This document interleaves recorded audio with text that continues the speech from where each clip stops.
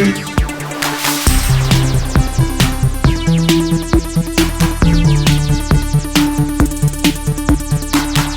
everyone, welcome to GameFace, episode 245 on Sifted Games at Sifted.net. I'm Shane Satterfield, your humble host for the next couple hours of in-depth gaming discussion. Alongside me to do that is Matthew Kyle. What's up, Matt? Not much.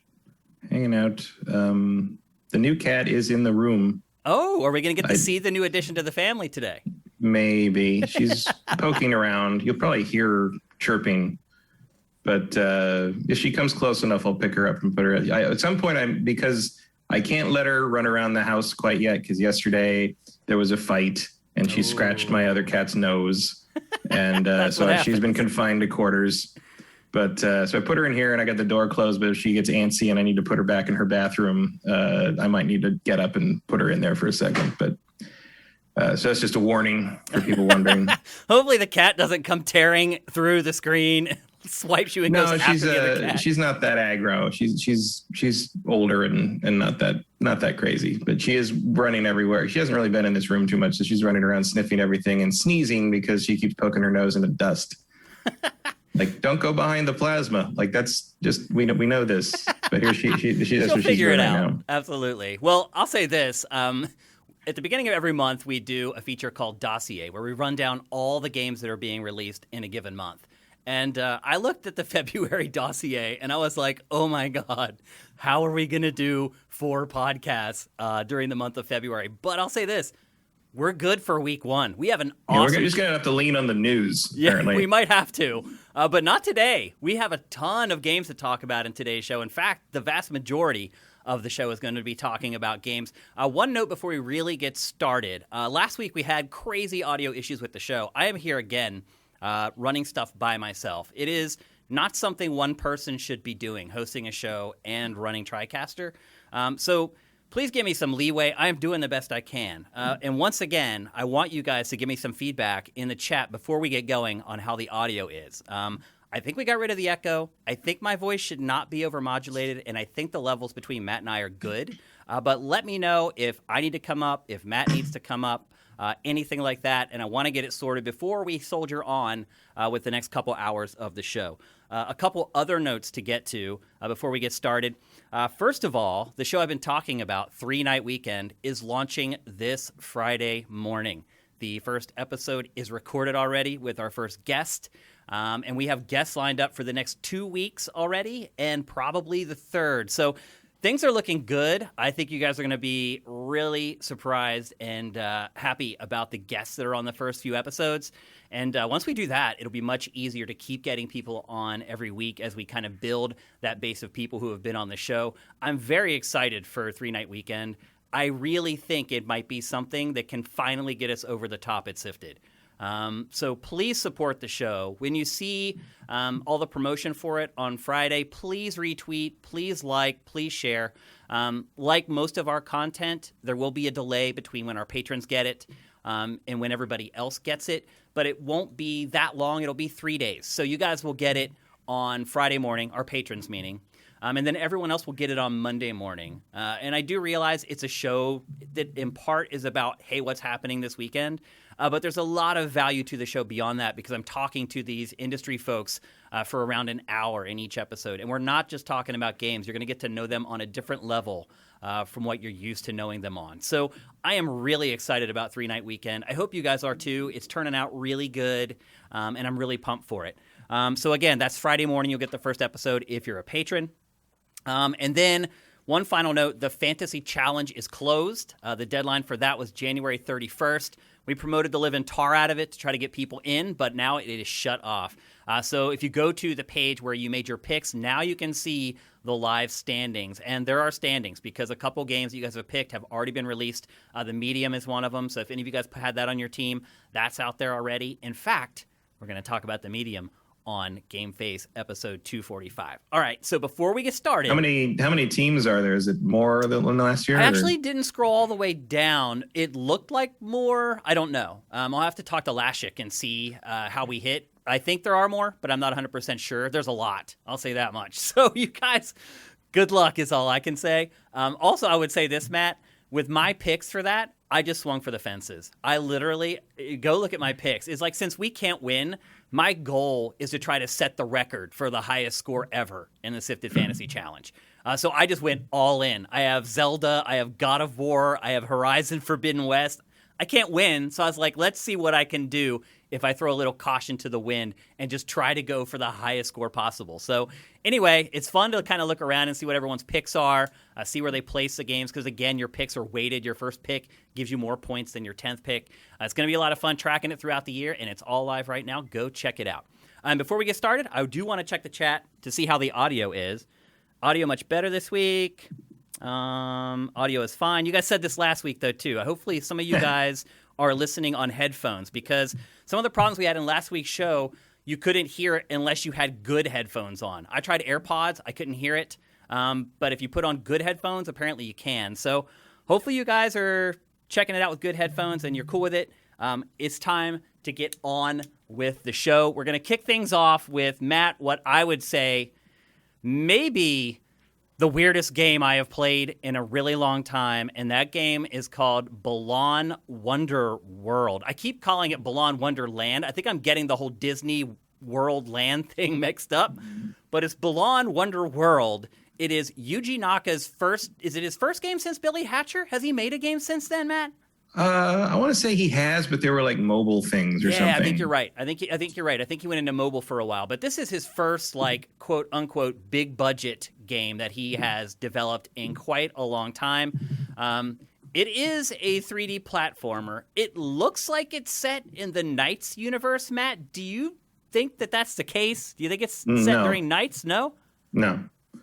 It's a different company, so no. Spiritually, maybe. I mean, obviously, it's not being published by Sega. It's clearly taking a lot of influence from it. It's the design of Balan himself and the bad guy, who I don't think they've named yet in the demo. They are clearly Knights in Reala inspired.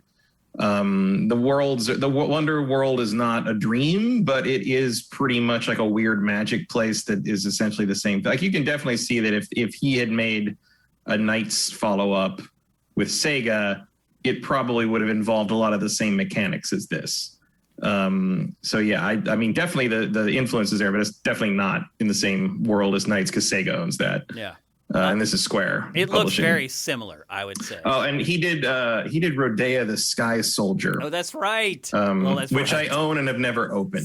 So somebody funded another one of his projects after that game. I am shocked by that. But now that I've played Balan Wonderworld, I am not shocked. Matt, do you know what the plot of this game is? There's tons of cinematics. It's a very cinematic game. They try to tell a story, but I cannot really figure out even what the plot is. I feel like I'm missing some cinematics, actually. Like, it felt like it jumped pretty quickly, but it seems to be very similar to Knights in that I picked the girl. You pick between a boy and a girl, which is just like Knights. And in fact, I think the boy's name is also Elliot. Or maybe the girl's name is Ella, and the boy's name is Elliot in Knights. I picked the girl, and she's like in this like fancy bedroom, and she's like a mansion, and she walks out to the hallway, and the maids are whispering, and she looks at them, and they see her and and run away, and then she goes downstairs, and like there's like maids everywhere whispering about her.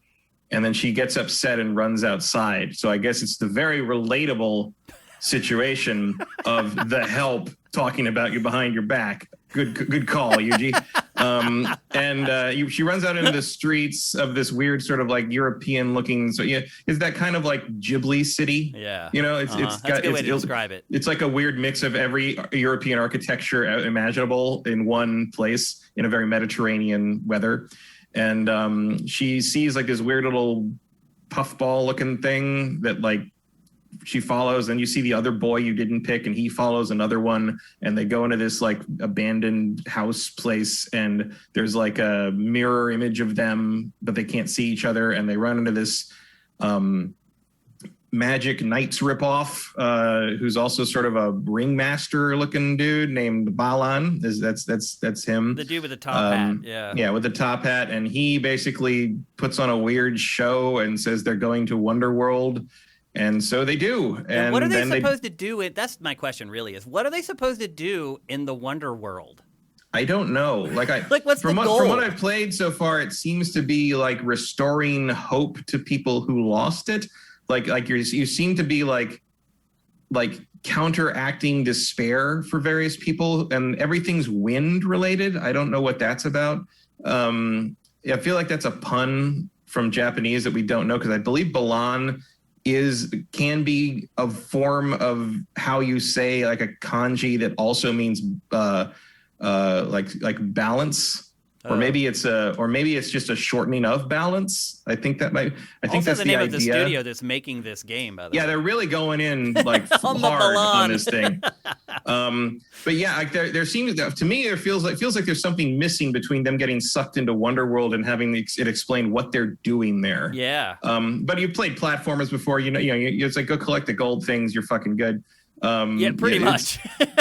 The first level, like the heart of the demo, is the first world, which is mostly crop centered. It's centered on a farmer who's depressed or bummed out. Yeah, well, the farmer is upset because the tornado destroyed his crops. Right.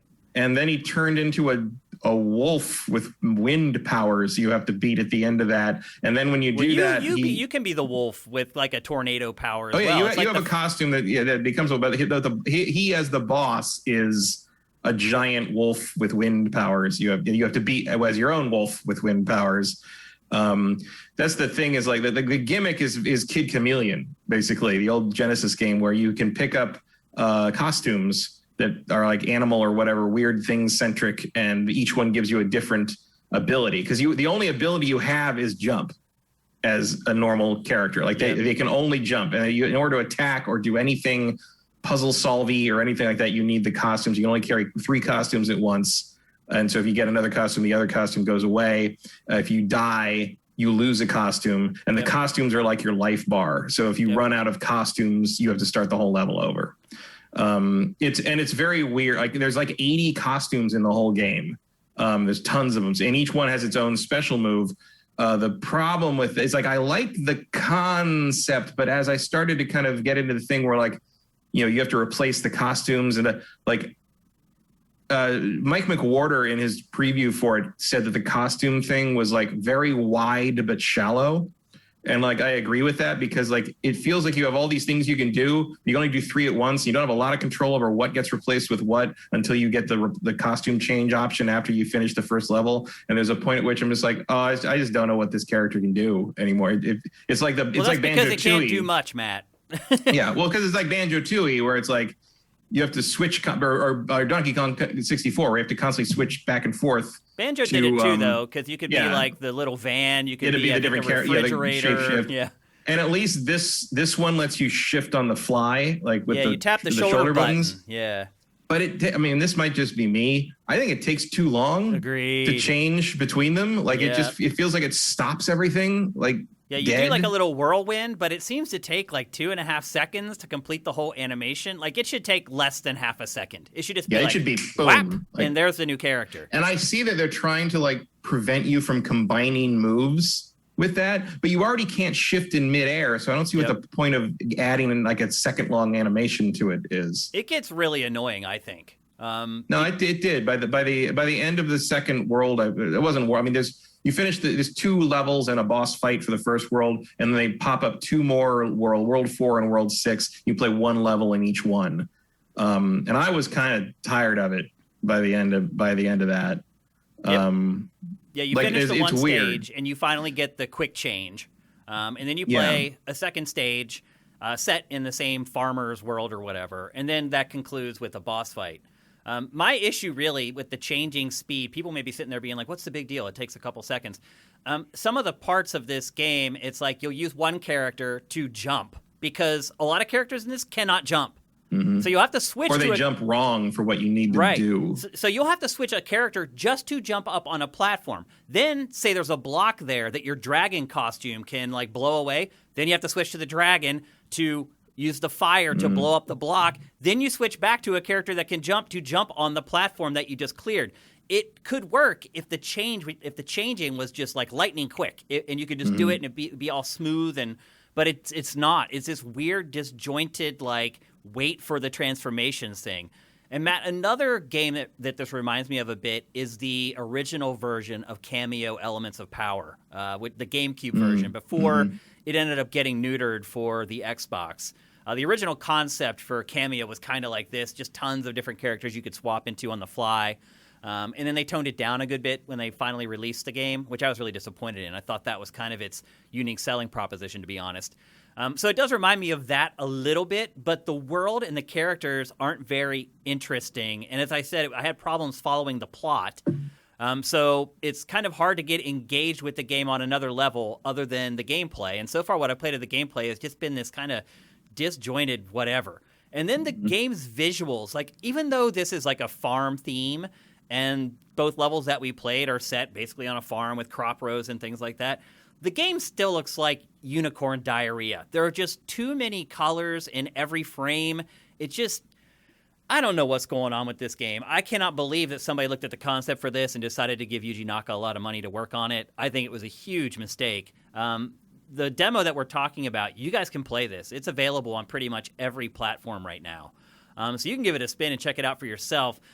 There are other elements of this game that were equally confusing to me. Like, Matt, what's up with, like, the little chow raising thing? Like, there's these little critters that follow you around. And I think you just answered your own question. It's a chow raising thing. Like, that's it. I couldn't figure out how it worked, though.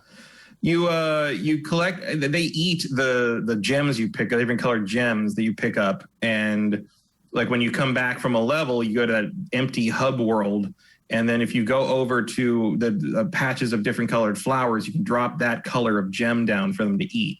And so the idea is, the little gems colors will appear over their heads, so you know which ones they want to eat. I never saw any actual results from that. That's my question. They got I figured bigger, that out, but I don't know what they. Eventually, actually, they started to bring me collectibles I didn't get. Oh, really? In the levels, like they bring me like eggs and like big gems that I didn't pick up. They just suddenly run up and give them to me, which was nice. Yeah. And then like the eggs you pick up will hatch into new ones, just like the chow. I assume there's more to that you'll see in the full. You would see in the full game, because right now it's just very rudimentary. But also it's hard to tell. Like I said to you before the show, like, this is a throwback to like 32-bit platformers, which is a very strange choice. Well, I do have some affection for that era because I did like Knights and stuff like that. It simulates the kind of empty barrenness of those games, while the levels in the hub, while the levels themselves emulate the weird, crushed, folded in too small aspects of those old levels. Yep. And I'm just not sure that's a thing anyone has nostalgia for. I mean, the design of this is old as well. I mean, even Banjo... It even feels like it. Yeah, like, even it feels Banjo like had it was more made... of an open world. This is like you get warped into each stage. Yeah. The stages aren't very big, so it's not a technical constraint. Well, also the control... I find the controls to be weirdly floaty. Like, if they're going for, we're trying to make a game that's pretending that Mario 64 hasn't come out yet, they're getting there. Yeah. Like, it feels like they haven't learned the lesson of how a 3D platformer should control. And I will admit that I kind of find it a little charming, but I wouldn't recommend it to anyone. You know what I mean? Yeah. Like, I would not. I don't dislike this game. I don't dislike this game, but it's the things I like about it are pressing some very, very specific Saturn fanboy buttons that I don't know if anyone else I know has those buttons. You know, I know exactly what you're saying. I totally get what you're saying. There's other weird parts of the game. There are these stages that you go to where you're with Balan, and they're like these quick time events where you see his shadow, and then you have to wait for the shadow to line up, and then you hit a button. And then there are other parts where shadows start appearing everywhere, and you have to like just basically jam the button. Yeah, I don't. The mini games are bizarre. Like they have no context for anything. Like there's like a soccer free kick mini game, and like it's weird. Like there's almost no like through line to anything. And there's like, you can't see the B-roll, but I can. And there's this one, you turn into the dragon, and you're in the farming stage, and there's this straw everywhere, but the fire doesn't affect the straw. So it's like the footage that you're seeing of me playing this is the first time I played it, so I'm trying to figure everything out as I go. So I'm like walking around with the dragon. I'm like, it's straw. Surely enough, nope. Instead, his fire will break blocks. There's not a lot of logic to this game, I guess is what I'm getting at. It just feels like Yuji Naka had a notebook with like a billion ideas from the last like 15 years and was like, this might be my last chance. I'm putting everything in this one game. And it just doesn't work. Back to like the Chow stuff. Like I did figure out that you can interact with them out in the overworld, and I was feeding them their stuff. But then I got into the level and I'm like, why are they following me around? Like I can't feed them in the world. I didn't realize that they were bringing me stuff. Apparently, I'm glad that you brought that up, because otherwise I was like, why are they in here? Just the whole game is really confusing. You do have a manual camera control. There's hardly any auto camera control. And one thing I would say is playing this and going back and playing Super Mario 64 recently has reminded me that cameras in 3D platformers have not been completely free for a long time. Like, there are subtle things that they do to adjust the camera in a lot of cases. In this game, that doesn't really happen. You're kind of out on your own to handle it with the right stick. Oh my gosh, hold on, Matt. Hold on. We have Matt's new housemate. There she is, all black. Yep. What's her name? This is Luna. Luna. That was a name the old lady gave her, so I thought it would be disrespectful to change it. Yeah, plus she probably answers to it anyway. Might as well. You don't want to confuse the cat. If you say it, she her tail wags, so she does know her name. She's confused enough already, I think, Matt, by going to the new home. So anyway, there's Matt's new housemate, Luna. And unlike your other cat, she's not meowing. We're not going to be able to hear her. No. She seems awesome, though, man, for being in a new home and everything. Good. I'm a little irritated with her for scratching Rampage's nose, but she's doing her best.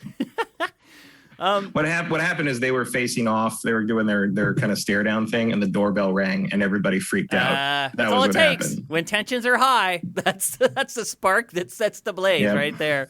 And funnily enough, it was someone delivering their food. The irony. Here's someone to make you happy. Don't flip out. So, Matt, who do you think will be interested in this game? Because I'm a big 3D platformer fan, and I don't like it, and I don't really want to play any more of it. I don't know. Like, if you really loved Billy Hatcher and want to see like a follow-up that combines the ideas of that with Knights, I guess. Like, I don't know. Like, I don't know who this is for. I guess kids who don't know any better. But I think it's too weird to really be interesting to that. I don't know. Like, this game is going to tank hard. I would not be surprised. It is going to tank hard. Yeah, I mean, I'll be honest with you. This may be a game where a demo may hurt the sales of the game. I mean, I think you had to put a demo out just to try to get like any interest, visibility out there. I mean, like, I don't know. Like, I don't think about it, and Matt, like if there hadn't been a demo, I don't think I would have remembered it was coming out until it was already out. Right. You know, like, it was one of those things. And it is coming out pretty soon. He's been working on this for a while. And it's not too far out. It's like the middle of the year, I believe, and it's coming March 26th. When is it? March 26th. Oh, yeah. So it's about a month and a half, 2 months away. And it's not like really a polish issue. It's not like I encountered bugs or things that were janky. Like, it has a lot of invisible walls. There's places where you should be able to jump over stuff and it'll stop you. Like, just a lot of the contrivances of really old 3D platformers are still in this game. Matt, can you think of another developer that has fallen as far as Yuji Naka?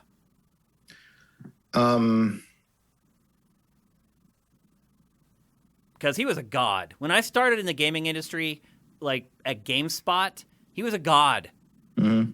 I mean, he was up there with people compared him to like Miyamoto back then, which I didn't agree with, but people did. I don't know, Doug Perry. Like, that's right. Yeah, it's hard to really think. I mean, you know, he was one of the key people behind Sonic the Hedgehog, and so was the guy the art director for this, whose name I can't remember his last name. but the art director on this is the art director for Sonic, the original Sonics and Knights. I feel like he really dug out his unused Knights sketches for this one. That's what I was saying. This looks like a bunch of ideas Yuji's had kicking around for like 15 years. I mean, the pedigree is obvious. I just don't know if anybody cares. I mean, I care because I see it and I recognize things I like. I see the elements of Knights that Knights is still one of my favorite games of all time. I love that game. This is not that game. And there's like weird things where like when like Balan's theme where which plays a lot, but plays particularly when he like does the little song and dance that introduces you and sucks you into the world. The Wonderworld is so very strongly trying to elucidate and remind you of Never Had a Friend Like Me from Aladdin. Oh. Like you can practically sing it. You can practically sing along the lyrics of that song with his theme. And I'm like, like this dude's creepy. Like kids wandered into an abandoned building and some weirdo in a top hat makes them sit down and watch him dance. Like that is not. Yeah, this is the guy with candy that your parents tell you not to talk to. Yeah, like there's a way you can make kind of the creepy, fantastical, accessible, and not creepy. And Studio Ghibli can do that, and apparently Yuji Naka cannot. It was very weird, and I was just like, no, you should run. Yeah. The other thing that we haven't brought up is, and you kind of just hinted at it, is how musical this game is. Yeah. There are these elaborate musical numbers. Like when you beat the boss and finish the stage, you do this crazy dance number with the farmer. Yeah. And again, it just comes out of nowhere. With like gibberish lyrics. Like yeah. It's like one of those old like those old big numbers, like the old like movies which are like all water dance stuff. Yeah, Like where they coordinate like all the water and people like come out of the fountains and stuff. Yeah. It's like that, and it's like substantial. Like it's clearly they think it's the reward. It's kind of like how Knights ended with like the weird lyric base, like the weird like kind of pop soul song about dreams. Like, yeah. And you're like, is this supposed to be a reward for this? Like, yeah. I don't know. And then there is a boss fight. And I think, Matt, the boss fight literally took me like less than like 20 seconds to finish. Yeah, it's over so fast. I'm like, oh, I got to memorize it. No, I guess I don't. I guess I just need to hit him 3 times. You just have to get near him and hit the attack button 3 times. Yeah, and it's over. It's like, and it's weird because like normally bosses, especially bosses in like platformers like this, they're only vulnerable at a very specific point in their pattern, right? Right, yeah. But this boss and pretty much every enemy in this game, they're vulnerable except when as long as they don't have like the swirly wind around them doing their attack, you can hit them. Yep. Like just go up and hit them. Doesn't matter. Like it's weird. I mean, it's like it's not frustrating at least, but it kind of also makes me wonder. It's like, is this really targeted for much younger players? It has maybe? to be. Like, if I was a kid, this game would terrify me, though. Yeah, that's what I mean. That's what it's. I mean, sometimes kids, you watch some of the old 70s animated films I used to watch as a kid, and they're like terrifying drug trips now. But when I was 3, I thought they were great. Yeah. Kids are weird. But, I used to go back and watch the cartoons I like, watched as a kid, and they're terrible. I used to love this show called Top Cat, and I watch it now, and I'm like, why did I like this? Go watch, go take a look at not you, but if anyone's bored on YouTube, go look up the movies The Mouse and His Child and Hugo the Hippo. Those are the 2 movies I wore out VHS tapes of watching over and over as a kid. And watching them as an adult, I can only wonder what my parents were worried about that I like those movies so much. He's gone off the deep end. Oh boy. But like the biggest thing my biggest question I keep having with this game is like, you're tapping into a particular era of this kind of game.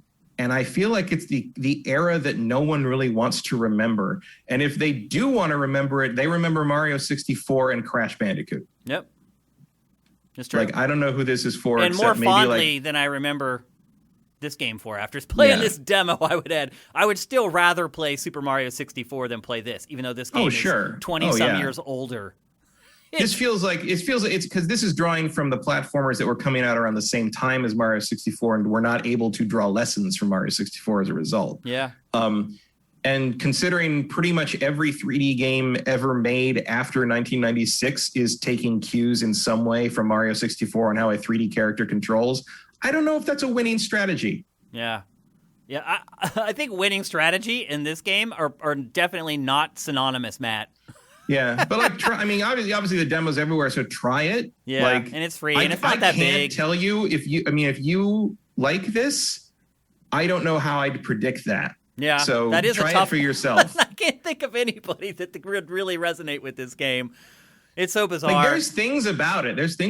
I like. There's elements that I'm like, oh yeah, that remember. Like I said, very specific Saturn nostalgia buttons. So I guess that's, I guess it's also sort of like how there's a nostalgia now for like the crappy polygonal PS1 graphic style. Yeah, the D-Make or whatever. Yeah, the D-Make thing. Like, it's kind of like that, I guess. I mean, this looks way better than that, but like, oh, sure, yeah. It has that verve to it in how it feels. And so I guess that, yeah, I don't know.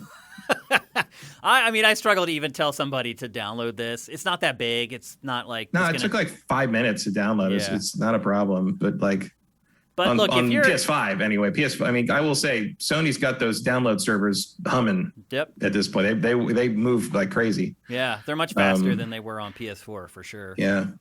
But you can check it out for yourself. I feel like Matt and I probably jumped on the grenade for you. And since GameFace is one of the only gaming podcasts that actually shows you the games that we're talking about, I think you have a pretty good idea at this point whether it's worth the hard drive space. Yeah, I think it's really hinging on whether the visuals, the art direction, and the music like charm you or not. Yeah. There's not much there gameplay wise as far as I can see. I mean, other than the swapping mechanic, which is clunky and weird. And look, I'll say this, Matt, that is something that could very easily be fixed. Yes, absolutely. They could change that animation tomorrow, and it could be much better and make it much more fluid to play and make it less of a chore. Because that's really what it started to feel like to me. The game felt like a chore between figuring out which character I'm supposed to use and then having to swap. First of all, every character should have jump, Matt. Every one of them. It's idiotic. Well, there's only one button. I know. There's like all 4 face buttons and the 2 trigger buttons are jump on the default character. Yeah. And then when you become a costume, all those buttons just become that character's one move. Thing. Yeah. And the only other buttons you have are the shoulder buttons that change the costume. I would be happier with less playable characters. Why not just have everybody be a little more involved? Like, why not have everybody be kind of like a banjo sort of style? You can do a basic attack and a jump and maybe a duck or something. I don't know. Like, it just feels weirdly limiting. That's why I keep going back to like 32-bit stuff too. Back when like you could just have like, okay, the A button jumps and we don't do anything with the other buttons was kind of like not that crazy then. Yeah. Yep. So there you go. Balan Wonderworld. I'll get that right eventually. Coming to pretty much every platform, March 26th. So not long to wait. And there's a free demo available right now, pretty much on every store. You can get it pretty much anywhere. So give it a check. Give it a look if you want. I don't recommend it. Staying in the vein of games that are coming out now but feel a little old, next we're going to talk about a game called Cyber Shadow. Matt, the lower third for this is Ninjavania. I felt like this game is a cross between Ninja Gaiden, the old 2D Ninja Gaiden, and Castlevania games. And it is a 2D hack and slash. And also like Balan Wonderworld, very simple. There aren't a lot of moves or things that you can do in this game. You can't even duck. Yeah, which drives me crazy. Now, that is accurate to Ninja Gaiden. I know. But it annoys the hell out of me. And it did then, too. I guess it's like, I know they're being true to the source material there, but the source material got that wrong, too. Yeah. But the reason it reminds me of Castlevania, and I mean, you're seeing the gameplay right now, is because there's a lot of, like, instead of a whip, you have a sword, but there's a lot of tracking enemy patterns and then getting them when they're at that exact height for your blade and attacking. And most enemies only take 1 slash to kill. So other than like bosses, sub-bosses, stuff like that, most of them is just 1 slash and they die. And so once you kind of figure that out, it helps you kind of manage the rest of the game a lot better. Well, they're aware of it too, because when you pick up the sword enhancement power-up, it's the same sound effect as when you get a new item, like throw item in Castlevania. Yep. And there's maybe it's when you get the meat. It's a Castlevania sound effect. Like, they are very much aware of that they're doing that. So, and there's a little bit of Metroid in this, but it's mostly just aesthetic. It's not really in how the game plays. It's not like a go everywhere and explore the map game. It's there's a couple of hidden secrets here and there, but it's pretty linear overall. And look, like, it's fine. Like, I like it well enough. a couple times, like there's you have checkpoints. There's like, little checkpoint things you can get, and you can use your eventually, once you get far enough, you can use the currency you pick up to upgrade them, so that now everyone you get to refills your life, or now certain ones you get to. I didn't get that far, man. I played through the first boss and I quit. So I got like halfway through the game. You can like upgrade them, so every time you stop at one, you get your life refilled. Every time you stop at one, that has a certain upgrade. Some of them don't always have the full upgrade capacity. Some are just like the life one, but some you can upgrade to fill out your spirit as well, which is what you use for items. You get shuriken and flame attacks and stuff. As you go, it's like Mega Man in that regard. As you beat bosses or rescue your ninja buddies, they give you new moves that you can use to kind of enhance the character. And that all works pretty well. Like that's like Castlevania in the sense it's like you use up the spirit bar and that like that. Or Ninja Gaiden had that too, the kind of the ninja magic stuff. And then there's you can buy the sword extension power up at some of them. Usually the ones before bosses. That would be really handy. Yeah, and every extra pixel you can get for that sword will make a difference in the game. Yeah, and that's an interesting way to do. Like, I like the way they did that, where like the power up is not timed. The power up, you get 3 hits. Yeah. After you get hit 3 times, you lose the sword power up, and that's a pretty cool way to reward skill. Yep. Without kind of having an arbitrary timer. I like that. But that's basically it. Like that's the upgrades you can do. There's no shortage of currency that I saw. Like I never was anywhere near running out, no matter how many times I bought power ups or enhanced things. But as I played, you go back as you die, you go back to the last checkpoint place you were at, which I appreciated.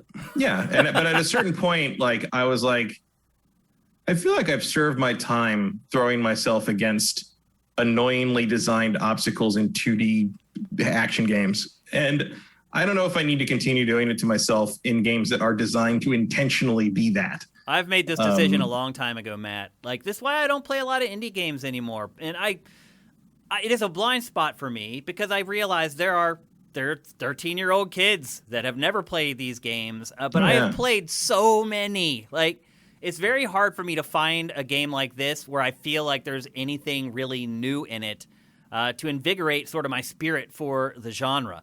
Like I said, I played through the first boss, and I was like, I get it. I see where this is headed. It's a lot of pattern memorization, level design memorization, remembering when enemies attack and what their attacks are like, whether they're going to spiral, whether they're going to go straight, how the enemies track, whether they just come straight at you or whether they go up and down. There's a lot of Medusa heads in this where you have to deal with the enemies that kind of go on a sine wave, like up and down, and that drives me crazy. I hate the Medusa heads are my least favorite thing in the entire Castlevania franchise, and there's a lot of enemies that are like that in this. The vast majority are either flying free or flying on a very predetermined course. Now, I would say the production values in this are great. The audio is really good. So if you are younger and you haven't played a ton of these games, I don't think it's a bad choice.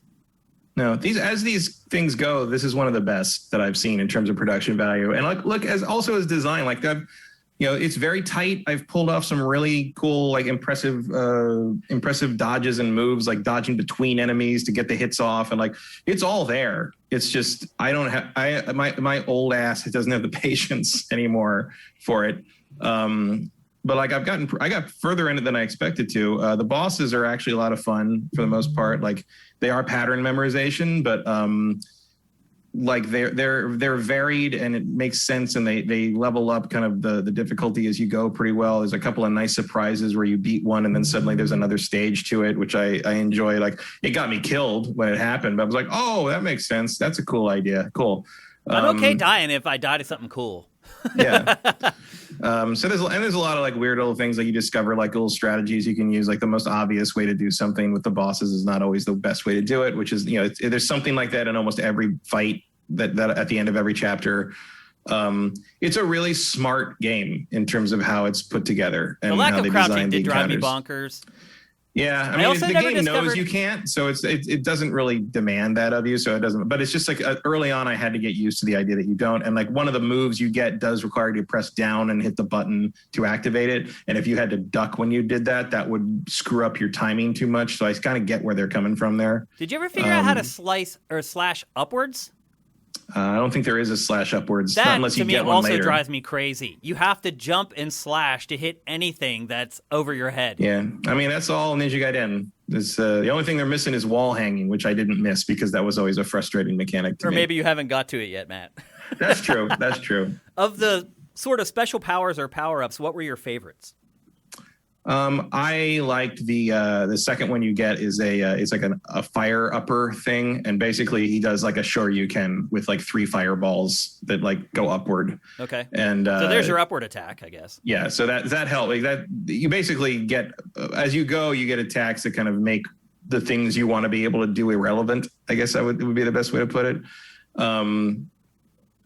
So yeah, it's and you expand your life bar as you go, and you expand your spirit bar as you go. So there is a constant feeling of real progression and enhancement to the character that it was often missing in those old games. Like certainly Castlevania never had that until you got to the Symphony of the Night kind of stuff, where like you didn't feel like you're progressing. So the Metroid angle to me comes the most from the fact that as you get through these stages, you feel like you are a more powerful character than you were before, which is a satisfying thing. Now, I didn't play it beyond the first boss, so you're going to have to answer this for me. Does the level design ever make you go back, like Metroid? No, I mean, not in the same level, but when you finish a stage and you go back, there's a little computer you look at and you can pick your chapter. And if you go back to the previous chapters, it will show you percentage of completion for the previous chapters. And all of mine were 60% the first time I finished them. Uh-huh. So I believe that you need to go back later once you have further upgrades to open like secret areas or something to get everything. I think that's what that's implying to me. Gotcha. Okay. So there's a reason to go back and play them again and find new places. But I have not had to go physically back in the same level to open a new door or something that I wasn't able to open before. No, like I've seen like places where like, okay, that's a thing I can't open yet. And clearly some power up I get later will open it later, but I don't have it now and I can't do it right now. And those are all in early levels. So like clearly whatever the thing I need to do that, I'll get later. So I think there's a reason to replay levels later. I don't know if it's going to make me do that. Like if, like some kind of, Triforce Wind Waker fetch quest, like go back and get all the secret power-ups of the ultimate weapon before you fight the big boss kind of thing. Yep. I don't know if it's going to do that, but like there is a reason to go back and find secrets once you have like kind of like the Mega Man games where like once you had all the weapons, you could go back and open up some things here and there and get like the Street Fighter moves or the super armor and stuff like that. I did think that the health was pretty well balanced because as you play, you can pick up health. If you look up there at the top left, it says HP, and obviously you lose hit points when you take a hit, but you can regain them by defeating enemies. And they did a good job designing that, making sure that you're not always full health, but you're also not always like at the bottom. And they balanced the bosses, at least the boss I fought, pretty well to where literally, like I had 1 speck of health left when I took out his last speck of health. It's never hopeless, and like the boss minions tend to drop health. Yep. You don't need to kill them, like you can just dodge them and keep your focus on the boss. But if you need health, you can kill one of the minions, and usually they'll drop a couple points of health, and that helps. Also, a lot of the bosses are references to old, like the first boss you fought. Like I'm sure you noticed, like it's a reference to a Contra boss. Yeah. With the things up in the sides and stuff. Like there's. They know what they're doing. There's a lot of nice homage in there. Do you like that? Or do you think developers should strike on their own and do their own thing? I like it because the visual look of them is the same, but they don't do the same things as the Contra boss. Like the bosses are visual references to things, and I can tell, but they don't have the same patterns. They don't have the same attacks. So like, it's a nice little like, oh, I remember you. I remember that. I know what you're talking about. And it's like, oh, you're not doing that. Okay, we're gonna have to learn something here. And so it's almost a fake out in some places.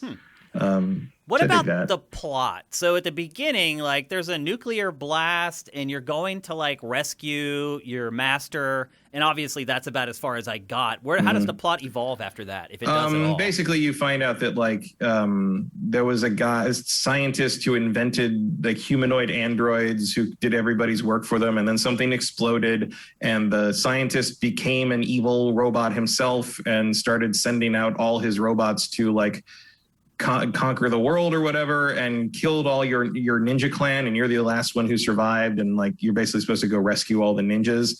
Although rescuing them seems to basically be like, oh, I'm really hurt and I can't do this, so take my power and go handle that stuff.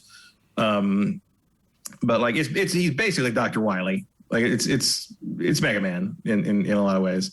But it's told through kind of like Ninja Gaiden style cutscenes, like the very 8-bit style. Like the old Ninja Gaidens had with the cool cinematic stuff. I mean, it looks nice. It's got a very cyberpunky thing going on. I mean, the story's pretty, and there's like a girl clearly that you used to love or something. It's because even on your inventory screen, if you click on the little thing in the corner, it opens up a little locket and you see a picture of a girl. Is this you see in a cutscene once in a while? So there's like some kind of like love story or rescue the girl. Maybe the girl's going to turn out to be the final boss or something. Who knows? Probably. But because she does seem to be cyborgized somehow in the cutscene flashback. So. We'll see. And there's another guy you fight who like a boss you fight who like has a bunch of different like stages, and then his head escapes. Nope. So I assume he's going to be like coming back to like Andros from Star Fox. Sort of, yeah. I figure, you know, it's like you get that feeling. It's like, oh, so he's going to be a character going forward. Maybe the primary bad guy or whatever. Yeah, I don't know if he's the doctor guy, but he definitely seems to be persistent. Now, Matt, this game is on Game Pass. Yes. Did you buy it, or do you have? I got it on Game Pass. You did. Do you know how much they're charging for it? My guess would be 20. Yeah, that seems about the right price to me. It seems like the game's pretty long for a game of this type. It's not. It's a good length. It seems to be. I mean, I'm like 5 chapters in, and I think it's 11 chapters long. So you're about halfway through. How many hours would you say you've put into it so far? Roughly. Like between 2 and 3. Okay, so roughly 6 to 7 hours long, probably. Yeah, I mean, I would say that's about the perfect length for a game like this. I think it probably gets longer as you go, and it gets harder, and you have to redo stuff more. But like, yeah, I'd say it's on track to be like an 8 to 9 hour game. Wow, that's really good, actually. And you could, in terms of having to master stuff, if you could probably speed run the thing in like 2 hours if you knew everything. And you're really good. You'd have to be really good to make it through this game in 2 hours for sure. I mean, speedrunners do they that. Are. That's what they do. Yep. So Matt, did you figure out how much it costs by any chance? Yeah, it's $20. $20. In fact, the speedrun record for this game is 1 hour and 9 minutes. Already? Set today. What? Yeah. People are insane, Matt. It's nuts. This game's barely been out. It literally just came out. So I'm finished it in an hour. There's only one time over 2 hours in the top 16. Wow. Dang. I mean, a lot of that, too, they figure out ways to skip parts of the levels. Oh, yeah, there's some of that. But the 100% run, hour and 30. Wow. That's insane. People blow my mind. You want to go on speedrun.com and go look up the Last of Us 2 runs. What's the best? Like people can beat that game in like 4 hours. Okay, that is a little more understandable. This game in an hour. But if you watch like the runs, like they're doing the thing where like where Ellie can do kind of the overhand punch. Yeah, they do that constantly to move forward because it moves you forward faster than running. So they run that way the whole time. They just like do that over and over. It's like doing the long jump in Super Mario 64 the whole way through the game. Right. Yeah. It's incredibly annoying, but it gets them there. Yeah, I mean and they'll probably figure out another way here in the next 3 months to move even faster. And it's there's most of the Last of Us runs right now are glitchless because there's not any good glitches, but I'm sure they'll find some as they move forward. Oh, they definitely will. So Matt, for people who don't have Game Pass, and I don't know why you don't, because right now they're doing another $1 for 3 month deal. Like for instance, I did Game Pass Ultimate $1 for 3 months on PC, like 5 months ago. Then I got my Xbox Series X. The deal's there again, even though it's the same account, Matt, they let me do the deal again, and I got Game Pass again for 3 months for $1. So I now will have had Game Pass for 6 months for $2. That's quite a difference from the $60 for 6 months that they're trying to push. Absolutely. So look, if you have Game Pass, fire this sucker up and play it. It's a very small download size. It's not very big, but it is unapologetically inspired by the games that it looks like it's inspired by. It definitely wears its heart on its sleeve, wouldn't you say? Yeah. I mean, it's not shy about what it's doing, and it does it well. It's not my favorite thing in the world, but I do think it's a fine balance of what it's drawing from and what it's trying to kind of evolve it into. So it works for me. I will probably keep playing it now and then. It's not my main focus right now. I find one of the other games we're going to talk about today more compelling. But if you're into that kind of thing, like this feels like a pretty solid version. I do think it's a little more accessible than The Messenger, which is the other big Ninja Gaiden game. I think this one's more forgiving. Okay. Then I'm glad I haven't played The Messenger. The Messenger is much more true to the old Ninja Gaidens. It doesn't blend as much Castlevania and Mega Man into it, and I think is harder as a result. I didn't find this game too punishing, to be honest with you. No. And I'm not like the guy who wants everything to be really hard. As you guys know, I'm not a big like Souls fan or anything. This game did not frustrate me as much as like Souls games do.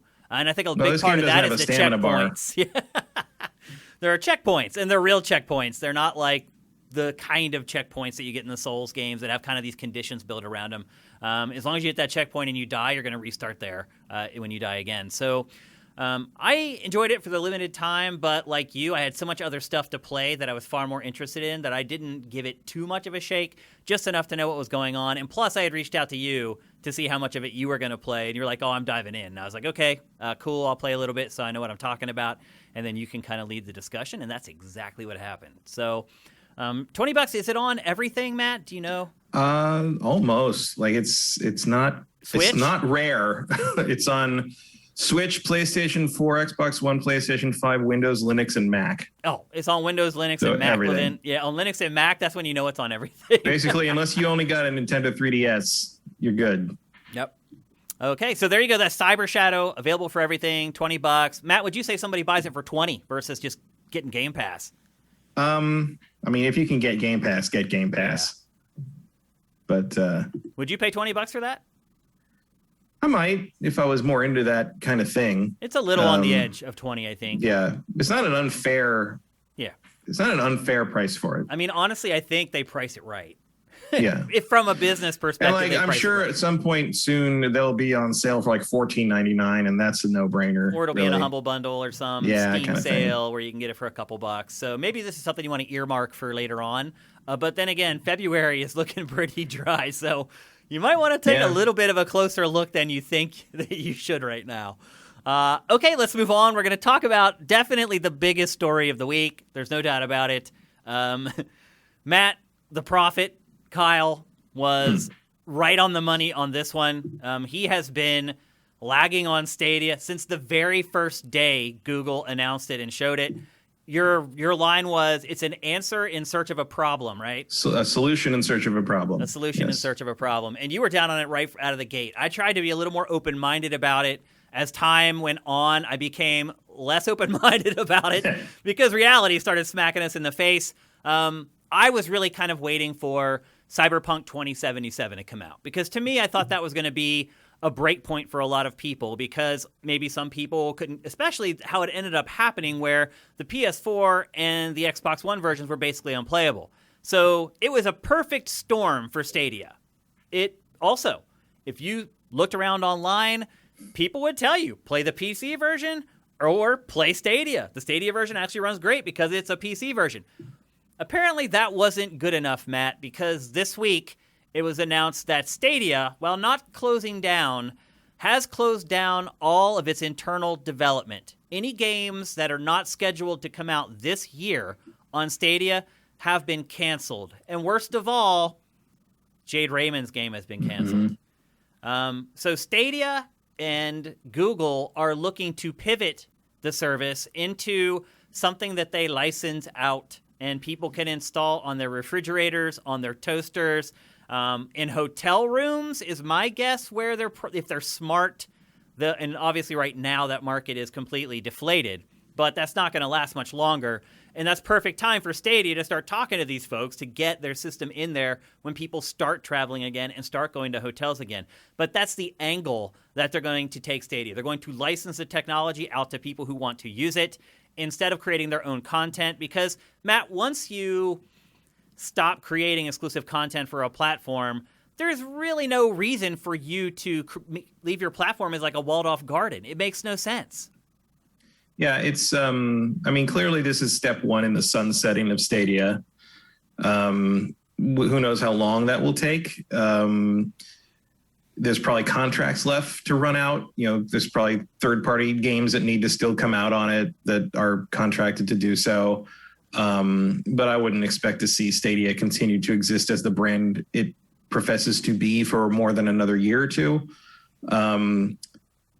The fact that they have no confidence enough in it to produce their own content for it is the nail in the coffin, really. You're just waiting for the corpse to realize it's dead now. I will say this. I don't like to see any company fail, ever. No. Because there are people that work there. I don't like to see Phil Harrison keep his job. 150 plus developers lose theirs because they didn't do anything wrong, did they? No, it wasn't their fault that this happened. It was Phil's fault. Also, Phil, by the way, I've never seen someone fail upwards like Phil Harrison. Unbelievable. I can't think of a single thing he has ever succeeded at, Matt. He almost killed PlayStation with the PlayStation 3. Then he goes to Atari. He basically kills Atari. I mean, he really did kill Atari. Yeah. And then he jumps around to like a couple little consultant things he did. None of them did well or succeeded. And then he comes to Stadia, and it lasted like a year before it was gone again. Why do people keep hiring this guy? I don't know. We'll see moving forward. It's not that it matters. He's made so much money now. It's like, oh yeah, but that tweet yesterday of excellent work 47 was amazing.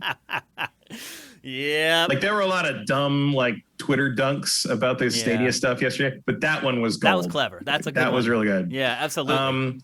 Yeah, I don't know. Can someone please hire Jade Raymond and let her finish a fucking video game? Man. I am going nuts over here. Like. I don't get it. I do get it. I understand why you take that job. I understand why you hire her. I understand what happens there, but it's just like, really? It hasn't even been a year. I know. Like, what are you doing? Well, what I was going to say earlier is I never want to see companies fail because there are people working there that have families and they rely on their income to survive. But I will admit, I have found some semblance of glee watching Amazon and Google completely flounder and fail at video game development.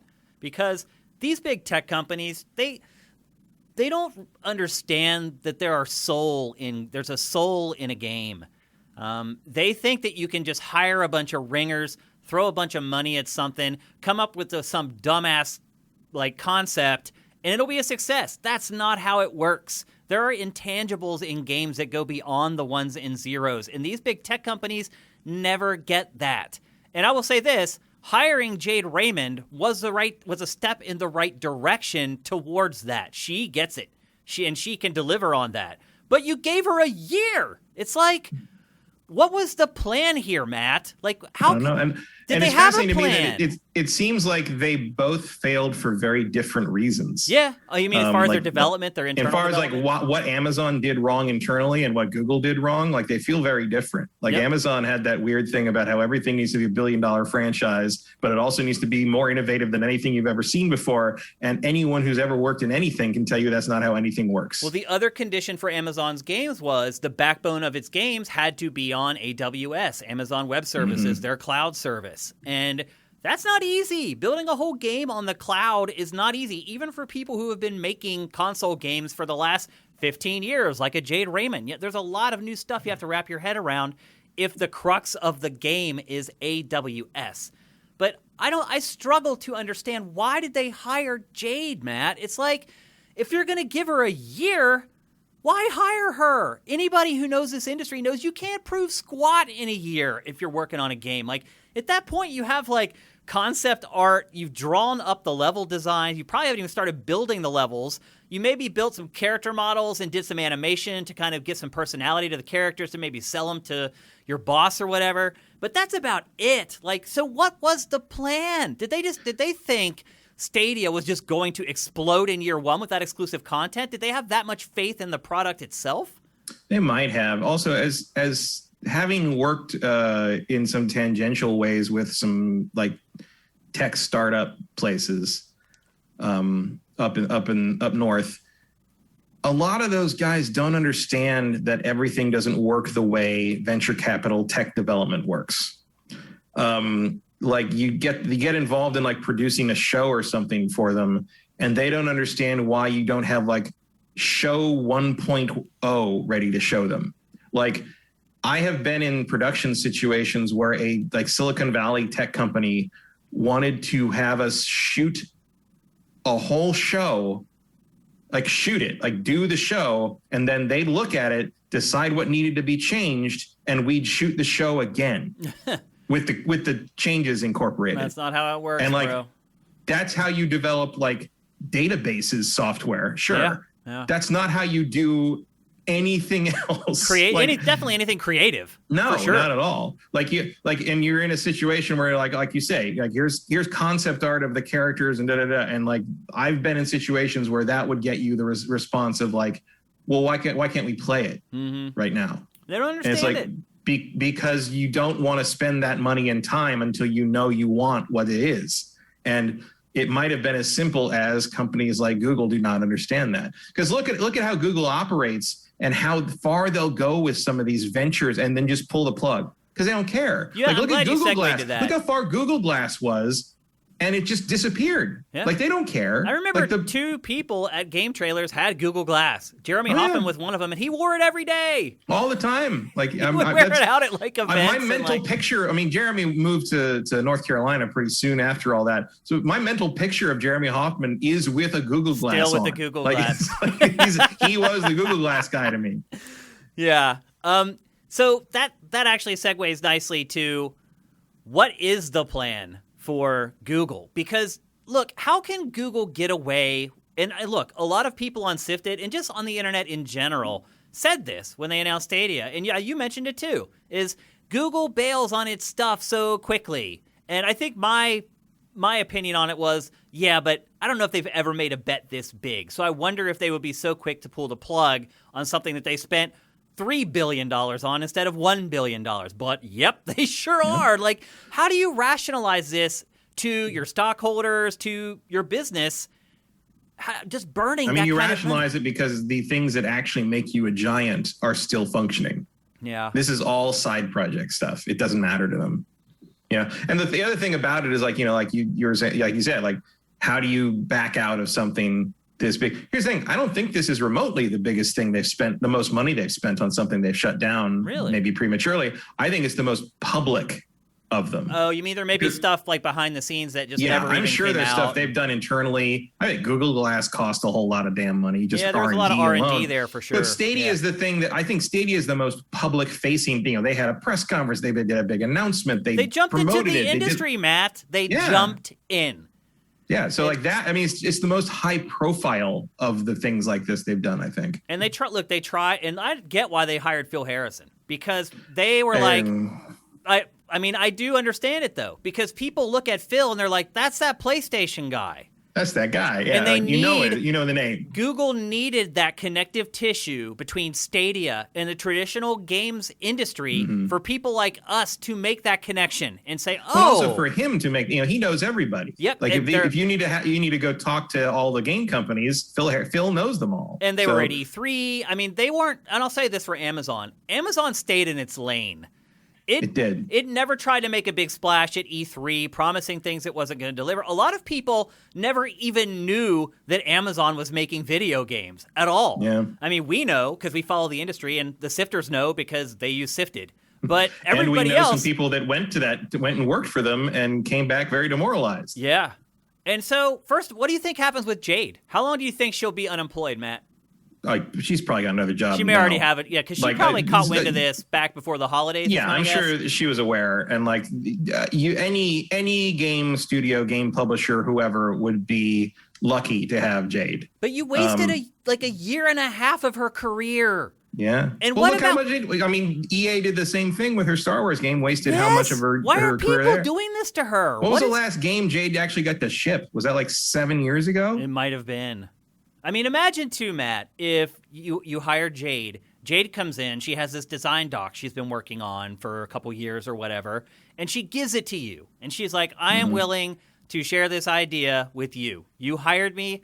I want to make a great game that's going to move Stadia, and here it is. And then a year later, now that Google owns it, it's done. There's nothing that she can do with it. I would definitely start putting something in my contract that says I still own all my ideas at this point. But Google's employment contract does not allow for that. Maybe. Guaranteed. And I mean, I'll be honest with you. Most entertainment companies will not allow that. It's like when people create stuff for us. They sign a contract with us. It says anything that you create while you're working with us is property of Sifted. And that's standard. That's boilerplate standard legal agreement that every entertainment company gives to their employees. And Google is definitely doing it. I would at least build if I were her, I would at least build something and it's like, this game comes out. Like contractually, this is going to come out or you pay me an absurd amount of money, like a pay to play thing. You can't let me go until this project is complete and on the market. I mean it's called pay or play. It's it's very standard with directors and screenwriters in the movies. Is like basically it's a contract to do this movie, and if the project folds and gets canceled, I still get paid as if it came out. And that would definitely be the deal I would be looking for if I were in her position. If she doesn't already have that, I hope she already had that deal with Google, because I wouldn't have. I don't think I would have gone into that expecting Google to not. Obviously, you've all had to listen to me rant about this since they announced it. If I were her, I would have had in her position. I would have had the same concerns I have on this show. So I hope she got a good deal out of it and made a lot of money and can move on to something that she wants to do next. That's crazy. We were watching this B-roll for Stadia, and they're showing stuff in this from the debut press conference that still has not been included in Stadia. None of those features ever came out. It never happened. It's just astounding. They did launch one like a couple weeks ago, or maybe right before Christmas. There was one feature that had been missing for maybe suspend state, I think it was, where you could stop but like a lot of the back. stuff with like the switch, instantly throw to other devices and stuff like that never worked. And going the whole YouTube integration, that stuff never happened, where you could watch a streamer playing the game and then launch it straight into Stadia. Like all that stuff still hasn't come out, still hasn't been added to the service. At best, there were things that like worked on a game to game basis. It's a disaster. It has been a disaster. What is the future of Stadia, Matt? Nothing. Nothing at all? A slow limp to nothing. How long do you think that they will continue down this path of, okay, we're a licensing company now that license our tech?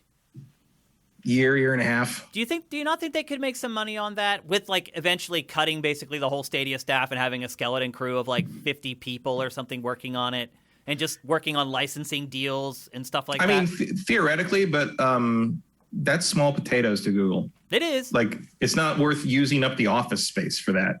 Hypothetically speaking, nobody has office space right now. Yeah, I mean, I'm guessing that Google, you don't think Google is interested at all in recouping its investment? No. Isn't it crazy that someone can just throw away like $3 billion?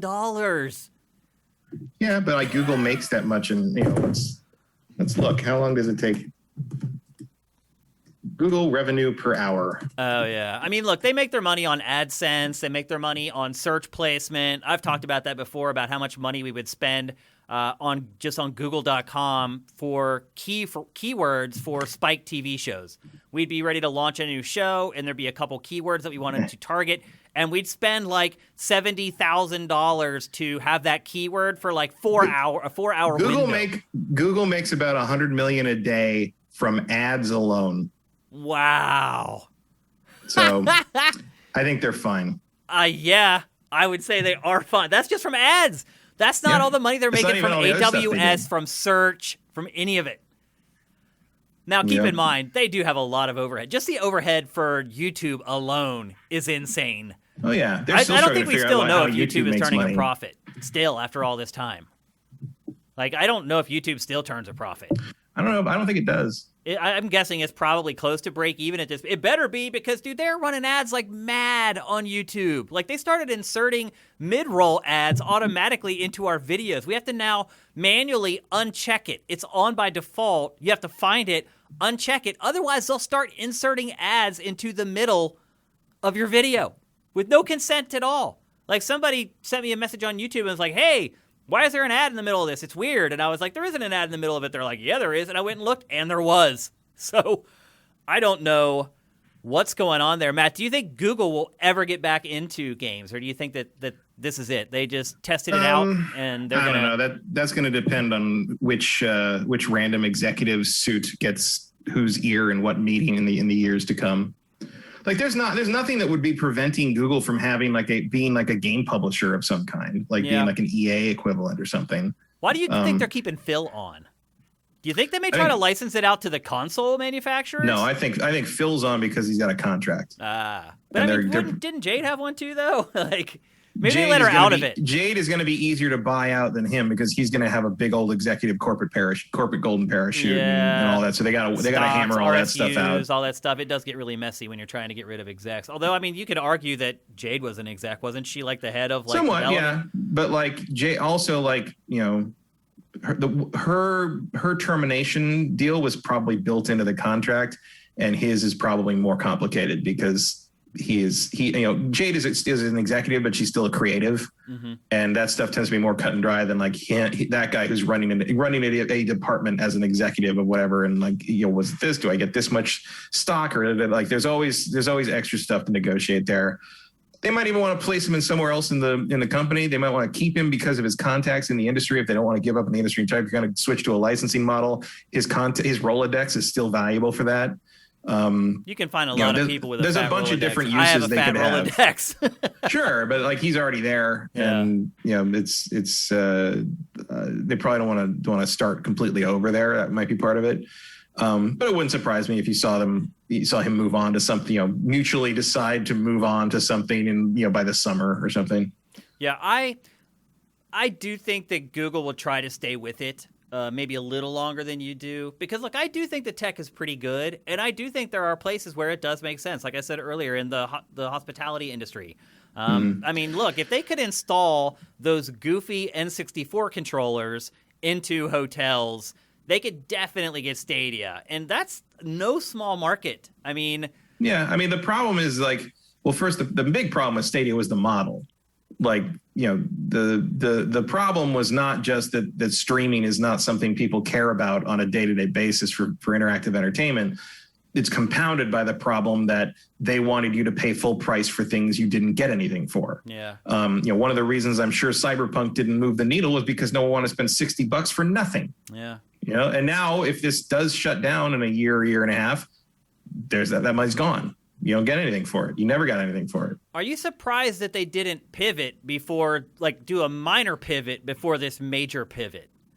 Why wouldn't they just fiddle with the subscription? Because look, both of us said from the beginning, there's no way people are going to pay $60 for a game on Stadia that you don't own. Well, my guess is that they had no choice, because the third parties are not going to let you give their games away for free, and they're not going to let you charge less for them, and then they didn't have any content of their own probably not for another year minimum. So basically they were stuck. They were adrift at sea in that regard. There was nothing they could do, and they could either stick with this loser of a business model for the foreseeable future and hope that some things that their internal people made, turn things around 2.5 years after they already failed to launch this thing effectively, or they could cut their losses. And in the end, Google tends to cut its losses, as we know. And again, even your most optimistic projections of the future of Stadia as in that business model is going to be so small profit margin for Google that Google's just going to be why? It's not even worth the emails we have to answer about this. It's an economy of scale. It's like that thing where it's if Bill Gates is walking down the street and he sees money on the ground, if it's less than $25,000, it's not worth his 3 seconds to pick it up. Yeah. It's that kind of thing with them. Matt, how can consumers ever trust a product from Google again? It's the old saying, fool me once, shame on you, fool me twice, shame on me. Like, even before this, I would say don't. Yeah. But to me, Google Glass showed me that. Like, Google Glass was the last straw for me on that. I mean, not that I got Google Glass or was involved in that, but I saw how much of a push it was and how prominent it became, kind of the tech circles and the industry circles and sort of the digerati, if you feel the need to use that term. But like, and it just went away. Like, they're like, oh no, we're not gonna do that. There was Google Plus. They got everybody hooked into that. And it disappeared. Their competitor to Facebook. Now it's gone. Yeah, you just have to be ready to Google Wave anything they do goodbye. Remember Google Wave? Yeah. Do you even know what Google Wave was? Because I don't. I don't remember what it was. I remember the name, though. I don't remember. I think it was like a video networking thing. I think. I don't know. I'll just say from my personal perspective, I will never trust Google again. It's like the glasses thing seemed like such a far-flung idea, and it wasn't marketed that much that it didn't bother me too much. Yeah, Google Plus, never a public-facing thing. Yeah. So that I was kind of like, all right, it was kind of a prototype thing. Like, Jeremy had to like get into the special program to get one and blah, blah, blah. It's not like Stadia where they were offering subscriptions to the general public. Yeah, and people could pay. Anybody could pay. Like I said, this is the most public-facing thing like this they've ever done. I think this might doom them for, and maybe the big decision they just made, Matt, is that they're just not going to do stuff like this anymore. Maybe they finally figured it out. We're not good at this. We've wasted like $5 billion on these lame brain projects we've worked on. We need to just focus on what we do well and maximizing our profit through those avenues. And maybe that's their play. They finally figured it out, and they're like, you know what? I don't care if we kill this because we're never going to make stuff like this ever again anyway. Because otherwise, it's like, how can you rationalize they might be saying that, consumer like sentiment? That sliver of Google might be thinking that, but I promise you, Google as a whole has not learned that lesson, and they will do it again in some form. Well, not like this, but like I mean, that's the whole thing that Google does, is like the idea behind the functionality of Google is to find new avenues into which to control. Like the octopus needs to dive its tentacles into more things and lock onto it. And this was their attempt to do that with the game industry, and it didn't work. In a parallel with certain other entities we've dealt with in large scale control situations. Luckily, they were too inept to realize that what they wanted to do wasn't going to work before they tried it. Because I don't want a game industry that's run by Google. We have got enough problems as it is, run by who it is run by. Google and Amazon being in control would be even more dystopian than it already is. You think microtransactions are bad now? I feel so bad for Jade, Matt. Could you imagine spending 7 years of your career and being someone who was sought after the entire time and having nothing to show for it? Yeah, because the last thing she shipped was was it Assassin's Creed 3? No, I think it was Watch Dogs. She was credited on Watch Dogs. Yeah, I think you're right. The first one. Yeah. So I think that was 2014? Yeah. Think 7 years ago? Yeah. I mean, granted, she has like internal stuff that she can take. Right, she has her a portfolio she can show. Yeah, she's getting paid. She has her life outside of her career. I'm sure she's fine. But also, does her reputation become that that's the person who can't ship a game? No, I don't think anyone believes that, given where she was. Everyone knows what EA did. Everyone knows what Google did. That was not on her at all. The biggest problem is like she has all these ideas she'll never see come to light. And the other big problem is that we'll never get to play them. I know. It hurts us and her because she's so good at what she does. And we have been deprived of Jade Raymond's video games for an entire generation. It is insane. It sucks. Yeah. You think she'll get hired back at EA or something? Or what about Ubi? I don't think she probably doesn't want to go back to either one. Yeah, I would shop around to somewhere else or start my own thing. I don't know what she'll do. If I were her, I would probably try to go to like a mid-range developer instead. You know what I would do if I were her? I would be like, go back to Lucasfilm and be like, hey, can I finish that stupid game? That doesn't seem so stupid now. Actually, can you let me go get Amy Hennig and we'll just finish that thing we were doing? How about that? Yeah, how about that? I mean.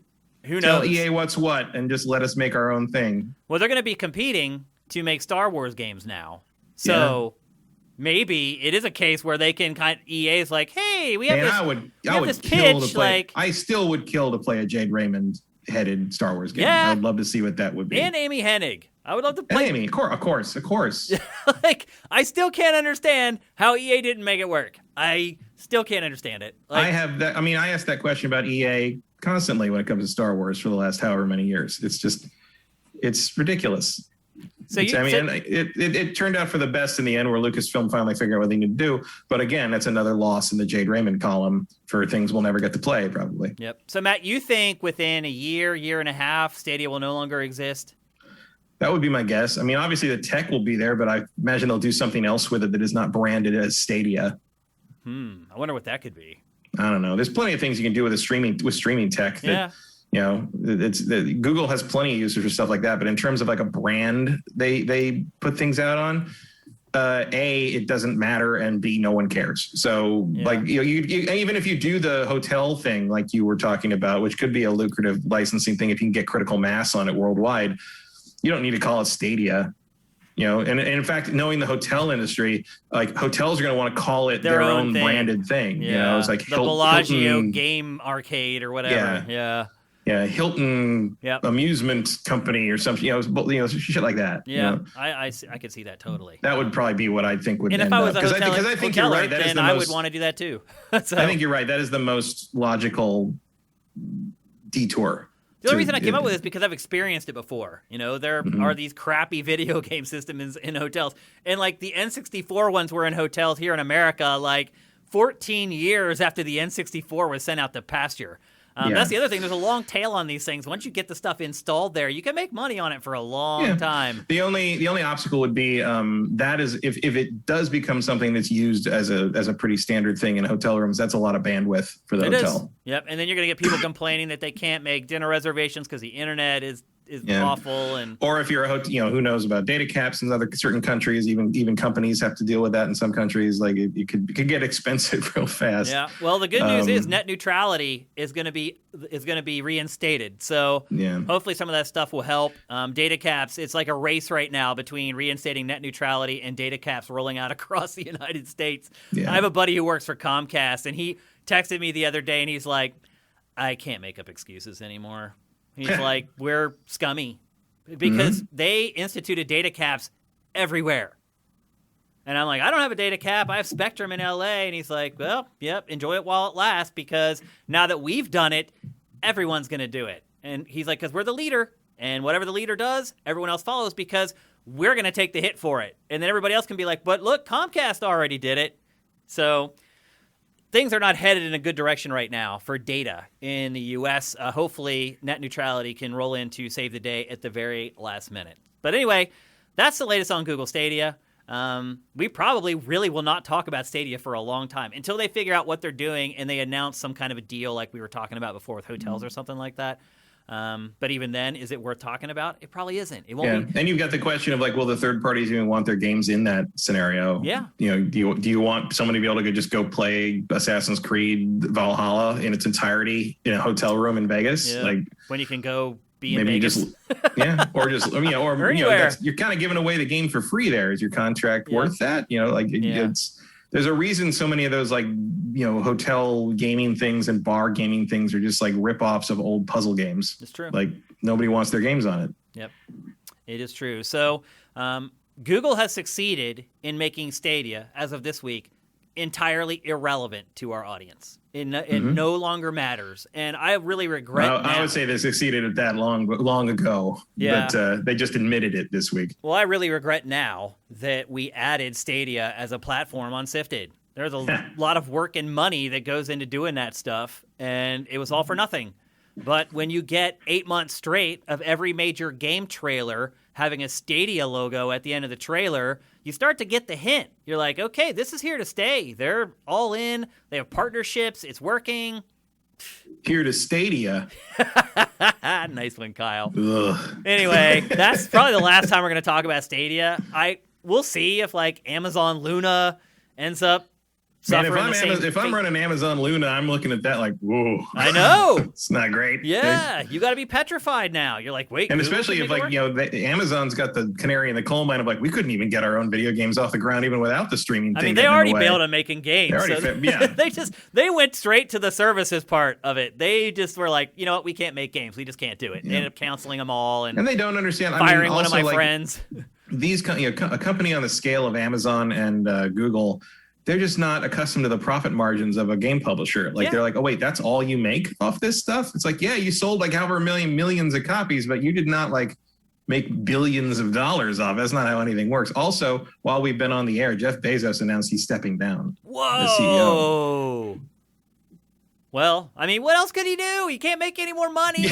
There's no way. There's not. We've got to beat Elon. I mean- Elon took over. There isn't a vault big enough in the world to hold all his money at this point. Like, Well, most of his money doesn't exist. yeah, it's all theory. ones and zeros. Yeah, And we saw how that worked out with GameStop. And maybe that's why he's getting out, Matt. Maybe he's like, you know what? I see what's going on here. Maybe I'm going to be the next target, and people are going to bail on Amazon. I don't know how you manipulate that, but like, yeah, I mean, look, at a certain, I wouldn't work anymore if I had if I have even a fraction of that kind of money. I would dedicate my whole life to helping other people.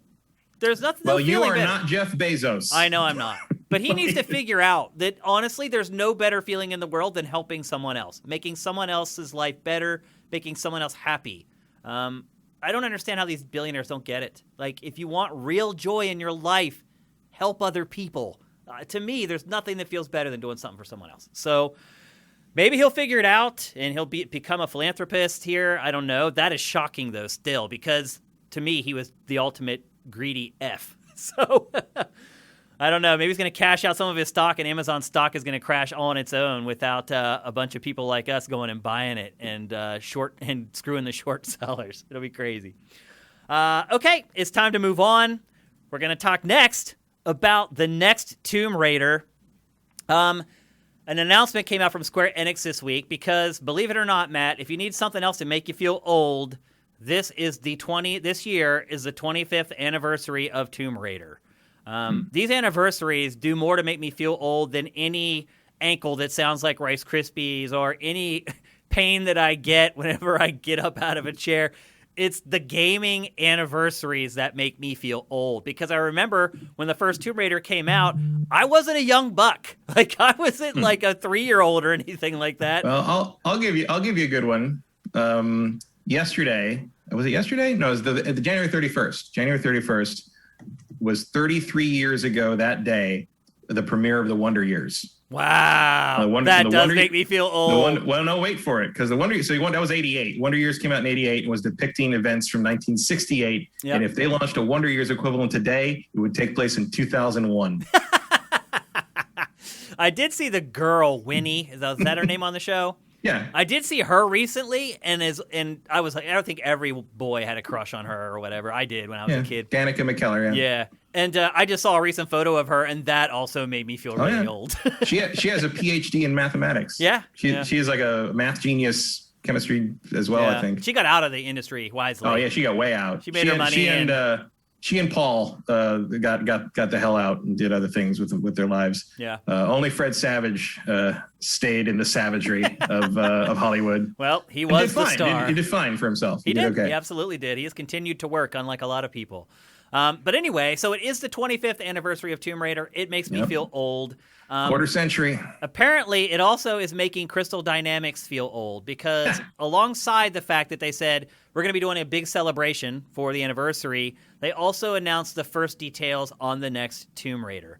And I guess the headline here... Please forget about the Avengers. Right. Well, the big headline one is that Crystal Dynamics is going to make it. Right. The originators, the OGs of the franchise, are going to go back to it after working on Avengers. But Matt, what does that say about Avengers? I mean, Avengers has been weirdly quiet for a game that was supposed to have monthly DLC updates. So we're still waiting for Hawkeye over here. It feels like that's not happening. Dude? Where's Hawkeye? Where's Hawkeye? Where's Black Panther? Where's Where's Captain Marvel? Do you think they're going to bail on it? You think they're not going to? I think it feels like they might, or else they're transferring DLC development to another team somehow, and it's taking a while to make that transition. Do you think that there may be some legal jeopardy involved with that?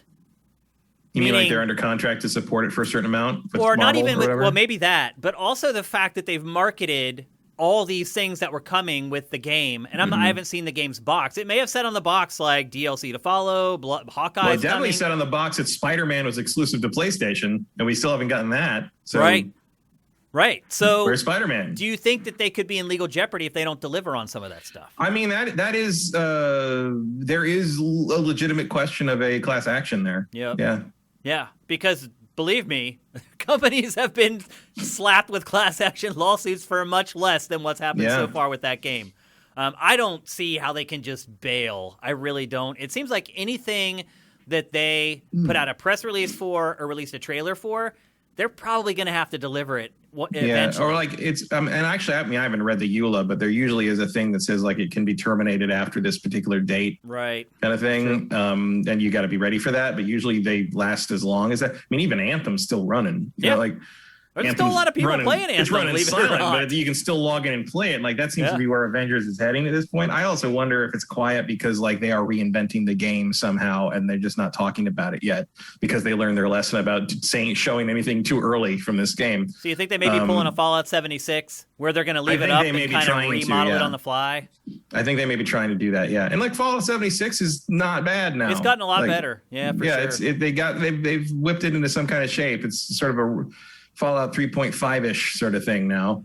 Is it too little, too late? Probably, but at least they did it. Right, and you don't lose consumer confidence like Google just did with Stadia. Like, right, and I do think they have made good essentially. With Avengers, you have the advantage that like there's no equivalent. Like if I want to play Fallout, I'm just going to load up New Vegas. Like if I'm on it, that's all. Like I'm not going to play Fallout 76. I'm going to play New Vegas or a heavily modded version of 4 or 3, that. That's what I'm going to do. Or more likely, I'm just going to play Skyrim. But like, if I want to play Avengers, I'm kind of stuck, right? Yeah. Like there's the one Avengers game. That's it. If I want those characters, that's what I'm stuck with. So if you're going to whip that game into shape and make it something different, make it something better, make it something more engaging, you got my attention. I'll take a look at it. I'll see what Spider-Man plays like, but like you got to do it, like right now it's not even installed on my PS5. Like I wouldn't, I don't even know when it updates. What a missed opportunity. I mean, you had the most important IP in pop culture. Yeah. And you just fell right on your face. You put this thing out the year after an Avengers movie became the #1 movie of all time. And you could not convert. I know. It's sad. But anyway, let's get on to what we really want to talk about today, which is something Crystal Dynamics has done well with, and that is the Tomb Raider franchise. Was 2016? Or no, what was the year that it was the first reboot came out? Was that? I want to say that was 2014. 2014? Seems like it. And so they handled that first reboot, right? Yes. Yeah. So they handled the 2 games before that too. They handled Tomb Raider Anniversary, which is a remake of the first game, and they handled Tomb Raider Legend, which was a continuation of that. Yep. So it's kind of it wasn't a reinvention of the franchise on the level of what the Tomb Raider Japanese island one was, but it was a reinvention in the sense of everything looked better. The platforming was a little more intuitive and not quite as grid-based, that kind of thing. So Crystal Dynamics has been in the reinventing Tomb Raider to be a playable game business for quite some time. Yep. And so Crystal Dynamics didn't say anything about Avengers, but said that it is working on the new Tomb Raider. And here's the important part. They are 2013. The reboot was 2013. Okay. They stated that they are going to converge the timelines, the plot lines from the first games with the reboots. And that so does that mean she's become the Tomb Raider yet? Have we become finally become the Tomb Raider? That's why we're talking about this, Matt. How do you do that? How? Well, everything that's happened in the 3 Crystal Dynamics reboot games still hasn't quite caught up to how old she is in the original Tomb Raider. In the first one? Yeah. Like she's still a few years older than she is. She's established more than she is in Shadow of the Tomb Raider. Like, yeah. How old is she in the original Tomb Raider game? I want to say she's late 20s in that, and she's still kind of like 24-ish in Shadow. I think there is room there to do that. I didn't realize that. I thought that she was basically the same age in both sets of games. No, I think she's supposed to be she's supposed to be an archaeologist with a doctorate. Like, she theoretically should be in her late 20s, have put a few years in her career in the original Tomb Raider, I would think.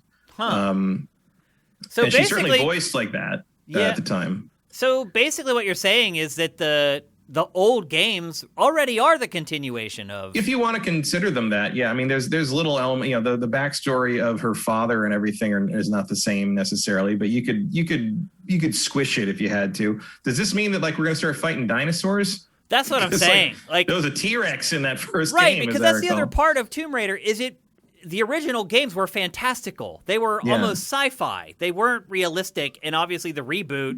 I mean, there's like fantastical things in the reboot, but they do it like Uncharted, where it's like there's one weird thing in each game. That's a little like supernatural. It's like Indiana Jones. It's like that one thing's like, oh, I guess that thing really is magic, but everything else is not. Yeah. Like everything's like an elaborate contraption that ancient people made with like really, really, really durable ropes. But like then like you get to the giant like samurai monster guard things in the first game, like those things are real, turns out, and the clearly the whatever the ritual was at the end of the first game was real, that was actual magic was occurring there. But generally, these games are more grounded than the original Tomb Raiders, where you can just round a corner and there's a T-Rex in a lost valley somewhere, because you have to jump from a series that's mostly realistic. Somehow she has to get her doctorate. And then the world has to change to a point where dinosaurs exist again.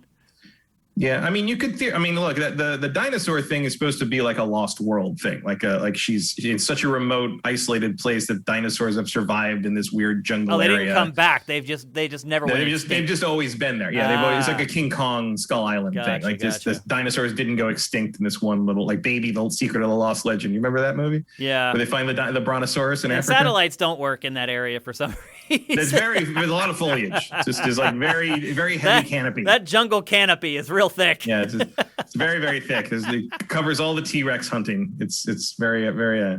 Okay, so you've presented a scenario where it's kind of possible. Do you think? I think you can squish it if you have to. Do you think? I don't know why you want to. Though. That's exactly. My would you want to? Who cares? There's nothing in those original games that makes me think, well, I hope they save Angel of Darkness from the. Who cares? Yeah, why would you want to go back to that? I don't know. Can you even tell me what the storyline of the first 3 Tomb Raiders is? No. I can't. There's a guy that betrays her or something, or there's a thing about her father, and then she dies at the end of one of them, I think. And then they do a Chronicles, because 4 was Chronicles, or just stories of her old things she did in the past before the games. So she's been operating. Maybe she's 30 or something by the time the first game starts. It feels like they've already done the jumping thing. And I also wonder why Crystal Dynamics, when they rebooted the franchise, they didn't say these are the prequels to the original series.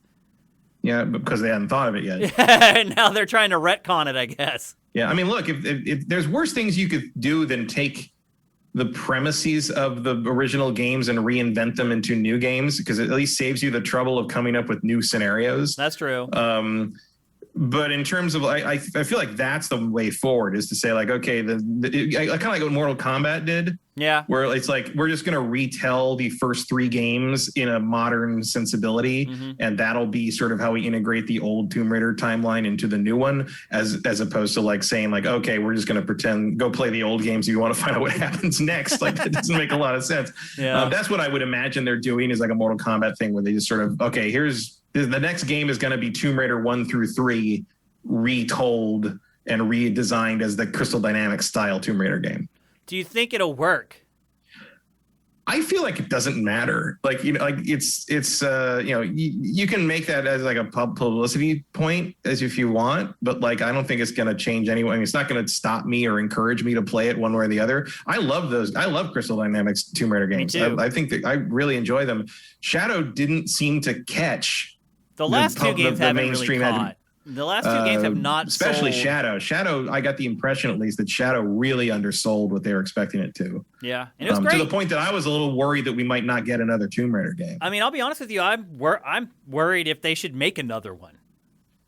I mean, I want them to make another one because I want to play it. I don't selfishly, know if it's a smart yes. business I decision. want to play them, but I don't know that that's a smart financial decision because I'll say this, they're good. Like, they get the games done in 2.5, 3 years max. Yeah. So they're not one of these studios that Avengers maybe, but they're typically not one of these studios that takes like 7 years to release a game. So the risk isn't as high as it would be with like a Naughty Dog or someone like that. But they're on target. I mean, they've got like 4 games out in 7 years. Like it's impressive. Yeah. Yeah. And look, part of it's because they got the template of what Tomb Raider should be down in that first game. Yep. And they've built on it from then. I think that's fine. I think that's great. Like it works. I don't know why Shadow didn't sell. Because I thought it was really good. I think you answered your own question. 4 games in 7 years. Maybe. I think they're just coming out way too frequently, and people are not ready for another one by the time the next one comes out. Mm-hmm. And I think there might also have been like a perceived overlap with stuff like Assassin's Creed. Yeah. And it's like you have your open world historically like angled game, and that you pick one and that's it. And a lot of people pick something else, you know? It's also hard to theme a Tomb Raider the way you can theme an Assassin's Creed. Assassin's Creed can always be set in something new. I think after having played the first 2 Tomb Raider reboots, people realize, okay, these games are kind of going to be all the same. And they have been. I mean, they have been, but it's like, I mean, I think there's good contrast between like a rainy tropical island and a snowy Russian steppe and a lush tropical jungle. But like, yeah, I think I was excited in Shadow of the Tomb Raider to see a bunch of the ancient civilizations they were dealing with, kind of the Incan kind of looking stuff. But like, to a regular person, they don't know what, you're not going to get excited about that. I'm an archaeology nerd. You can't go by me on that. I think it just became hard for people to see the difference from one to the other. Yeah, I think you need to whatever the setting of the new one. I mean, hell, maybe showing a T-Rex coming at her is the kick in the ass this thing needs. I would argue as well that the second and third reboots lost the edge that the first one had. The first one was kind of shocking. There were moments in that game where I was uncomfortable. There's like a rape scene, a sexual assault scene. It was a lot grittier. The deaths, like Lara's deaths, were way gorier and like way more stomach churning than they ended up becoming in the next 2 games. It seemed like they just kind of dulled it a little bit. I don't know if they were getting feedback from people that are like, oh, that's too much, and that doesn't make sense for Tomb Raider. I don't know. A lot of people have problems with the death scenes in the first one. There was a little torture porn element to it, I think. Yeah. I thought Rise was really good. I thought they were all really good. They did that really well. All 3 of them. Yeah. Shadow, I think, wasn't as good as Rise, but I still liked it a lot. Yeah. I've played the first one like 4 times. Like I've gone back and replayed that game several times. Like it's probably one of my favorites of that generation, oddly enough. Which is like something I don't always remember. If that makes any sense. Like it's like, oh yeah, I really like that game. I really like the Tomb Raider games. I was not a huge fan of Tomb Raider back in the day. Neither was I. I played the first 2. I played the first one on Saturn. You want to talk about making things harder for yourself?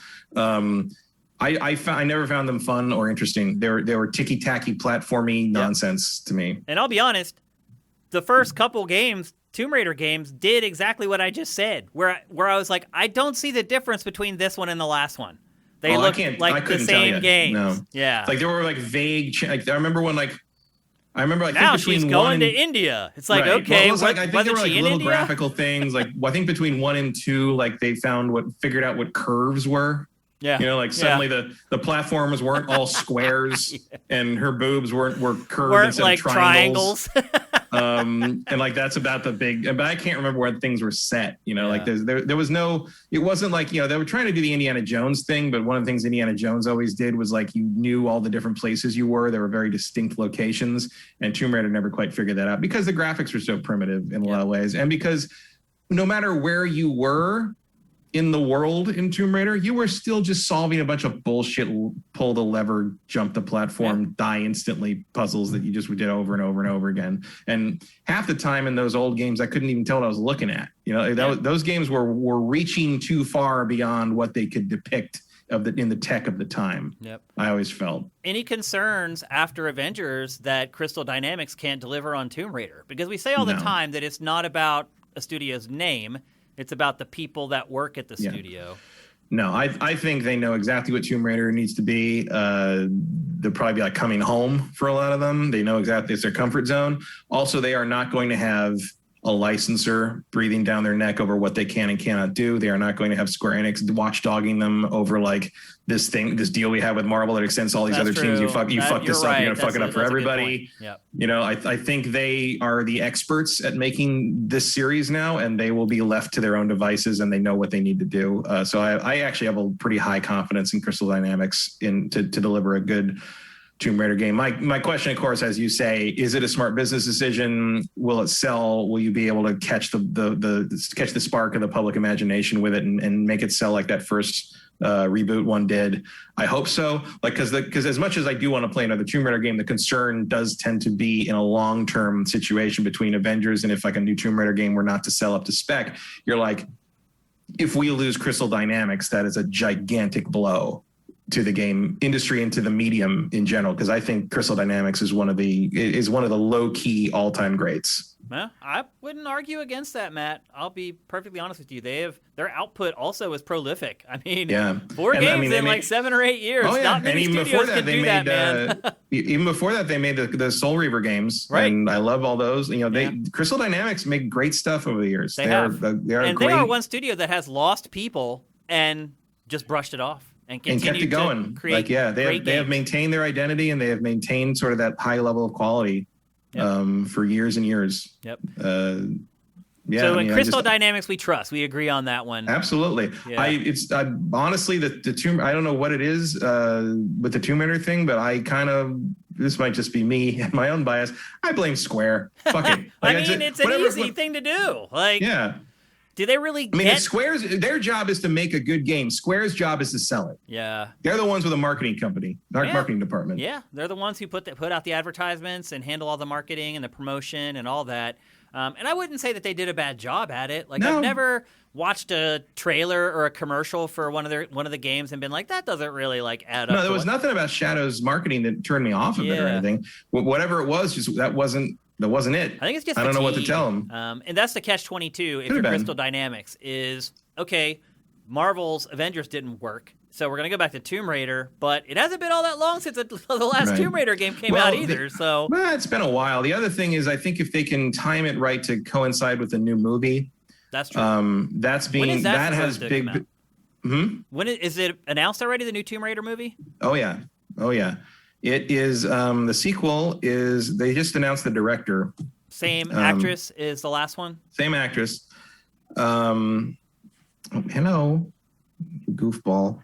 Is that your cat causing you problems? Yeah. Where was it? There is definitely a sequel that they just talked about. But there's one coming. And it's the same actress Same actress and Misha Green, that's who is doing it.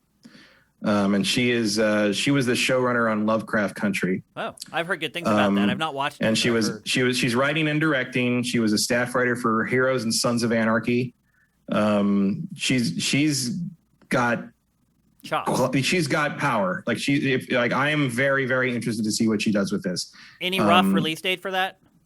I don't think so. Okay. That announcement was literally last week. Okay. So I would guess the sequel is 2023, late 2022. That actually might add up. It's about right, probably, yeah. Mm-hmm. And they might be working kind of in tandem. And you're right, that might give it a little bit of a push, particularly if the movie ends up being good. Yeah, well, especially because that's what I did actually think of that when they talked about integrating the timeline, because the first movie with Alicia Vikander was clearly based on the first reboot game. The island with the bow and all the so if they want to tell if Misha wants to tell a more traditional Tomb Raider story, they might be trying to bring it more into alignment with what the old games were, because Misha's the right age to have played those at the time. That's true. So if she wants to do something a little more traditionally Tomb Raider, they might be trying to bring the series kind of in line with that to have a little more synergy, which could be real smart, because I have a lot of faith in Misha Green turning out something worth watching. Yeah, that timing does seem like it would work out. 2022, 2023. The other thing too, Matt, is that this Tomb Raider will also be the first Tomb Raider on Gen 9 consoles. So that might boost his profile even more because it's going to be I mean, just looking Yeah, at that it'll look B-roll, great. I know you couldn't see it, but even the reboot from 2013 or whatever still looks amazing. So It does. imagine what they're going to do. But I think you're right in that they all look amazing, but they all look similar. Yeah. Like I bet you if like we turned the audio off and someone was watching this stream and I was flipping through all 3 of those games, I'll bet you people would not know which one was which. Maybe. I would know because of the environments. But I don't know, man. Like I was flipping through them, they all looked like the same game, except I mean they did end up looking a little better through time. Like the first one looks a little rougher than the last 2. The first one does, and also the first one is the gen before. It's just got a definitive edition for the last gen. Yeah, still looks great. And Rise clearly was a leap there, but Shadow and Rise look very similar. Yep.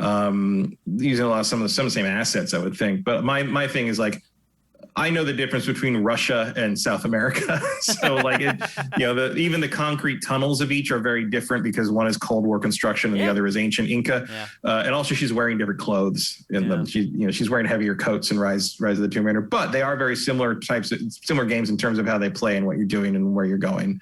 And how they look on a moment-to-moment basis in a lot of cases. Yeah. Like, I don't think there was a whole ton of new animation for Lara in Shadow. Yep. And if you can really make that look like something special, you can make it look like an evolution of that Unreal 5 demo. You probably got something that's going to make some jaws drop. So that might be a help too. Yep. Okay, so there you go. That's all the information we have on the next Tomb Raider. My guess is if there's an E3 this year, we get a first trailer for it, or at least a teaser trailer. And right now I'm thinking E3, if it's going to happen, is going to be like September or October, something like that. Yeah. If it happens. It's starting to look grim now. I mean, some of the vaccine plans are starting to roll out now, finally. And I don't know. It's going to be a crapshoot, man, where we can get everybody vaccinated fast enough. I'm happy to see it ramping up drastically, though. Yeah, well, we're not going to see E3 this year unless they do it late. Yeah, definitely not in June. Yeah, don't book any flights to LA for like the first week of June. We might get to go to the Game Awards in person. Yeah, that's about all. Towards the end of the year, that could absolutely happen. That would be great too, man, for the industry to get back together for the first time. What a day that will be for anyone to get back together. What a day it's going to be. Yeah, what a day. Okay, let's move on. We're going to talk next about a game that kept me up last night. One second, I do have to move the cat. Okay. She's getting very antsy, closing the room. Okay, I can take control while you do that. We're going to talk next about a game that kept me up last night because it was a part of the PlayStation Plus collection that was going live at midnight Eastern, 9 p.m. our time here in Los Angeles. And that game is Destruction AllStars. It was originally supposed to be a launch game for the PlayStation 5. As we got closer to launch, it was delayed past launch, and then it was announced that it was going to come to PlayStation Plus subscribers on the 1st of February or the 2nd of February, depending on when the stuff goes online. And it was going to be free for PlayStation Plus subscribers, but you were not going to be able to buy the game until April, and that has held true. The other part of this is, if you're a PlayStation Plus subscriber and you do not have a PlayStation 5, you cannot play this game. It is a PlayStation 5 game only. And that was a big point of contention when it was delayed from the PS5 launch because it was one of like 2 games that were PS5 only. This game is published by Sony. Matt, this is a first-party game. Yeah. I had not realized that for some reason. Game. I was almost stuck with this game because it was part of the GameStop bundle I bought for the PS5. Oh, really? And then when they delayed it, there was a question of whether the bundle would get delayed to February. What happened with that? Oh, they ended up just canceling the Destruction AllStars part of the bundle. And so did they give you some money back, though? Yeah, they gave me like $60 back. Oh, wow. Wait, this game was going to sell for $60? Or whatever it was, $50 maybe? No, wow. 50. It was not cheap. It was not a nothing. Really? Oh, my God. I am shocked to hear that. Because I'll just tell you this, Matt. I do not think they're even going to sell this game. I don't think that they're going to charge people for it. Maybe at first, for like the first couple of months, I think they're going to realize really quickly that nobody is going to pay money for this game. I think they already know that. I mean, it is built already like a free-to-play game. It's loaded with cosmetics that you have to pay real money for and are really hard to earn on your own, I would add. Like a lot of the stuff is easy to earn, like if you want like a new avatar or a new icon or a new banner for your name. Like I earned that stuff like pretty quickly. But then if you go and start looking at the prices for like a single skin for a single character, they're like $5 in real cash or like the rest of your life through play. I was like, there's no way in hell I'm ever going to unlock a skin playing this game. Maybe I went a little bit too far into that. I should have maybe explained to you guys exactly what it is. There hasn't been a lot of promotion for this game. It has like 2 or 3 trailers, I think. Sony did do like a little gameplay, like vignette thing not that long ago that showed off kind of how it plays. But I downloaded this sucker last night at 9 p.m. and I started playing it right away. And I probably played it until around 11:30, something like that, because then I had to get all the footage and render it so we had B-roll for the show today. But I did spend a pretty good amount of time with it. And essentially, it is just a crash-up derby game. I really kind of thought it was going to be something a little more than that. I thought there was some other kind of element to it. And there is, like you can get out of the cars and you can be on foot. But basically the objective once you get on foot is to find a car as quickly as you can because you're a sitting duck when you're running around.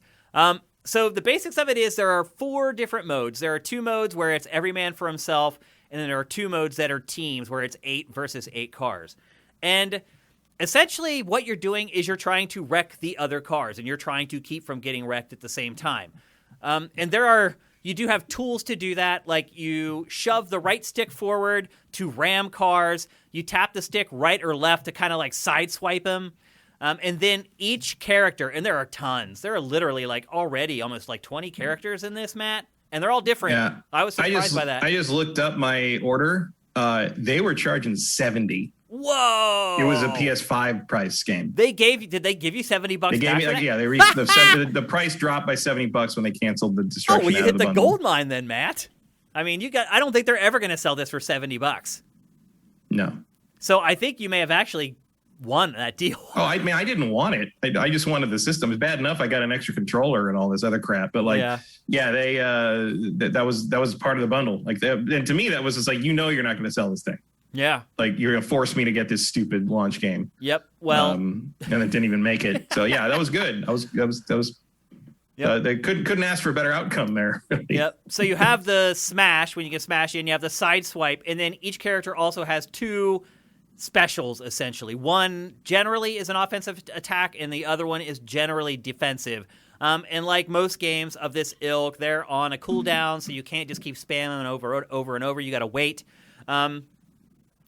Winning in this game was very confusing to me, Matt. Like figuring out how to win. And there are some people who figured it out very quickly, and most of the matches I played in finished with everybody in the field at like 20 to 30 points, and then 1 or 2 other players with like 300 points. So there's something that you do in this game to win that I was not able to figure out in 3 hours of playing it, other than trying to smash the other cars.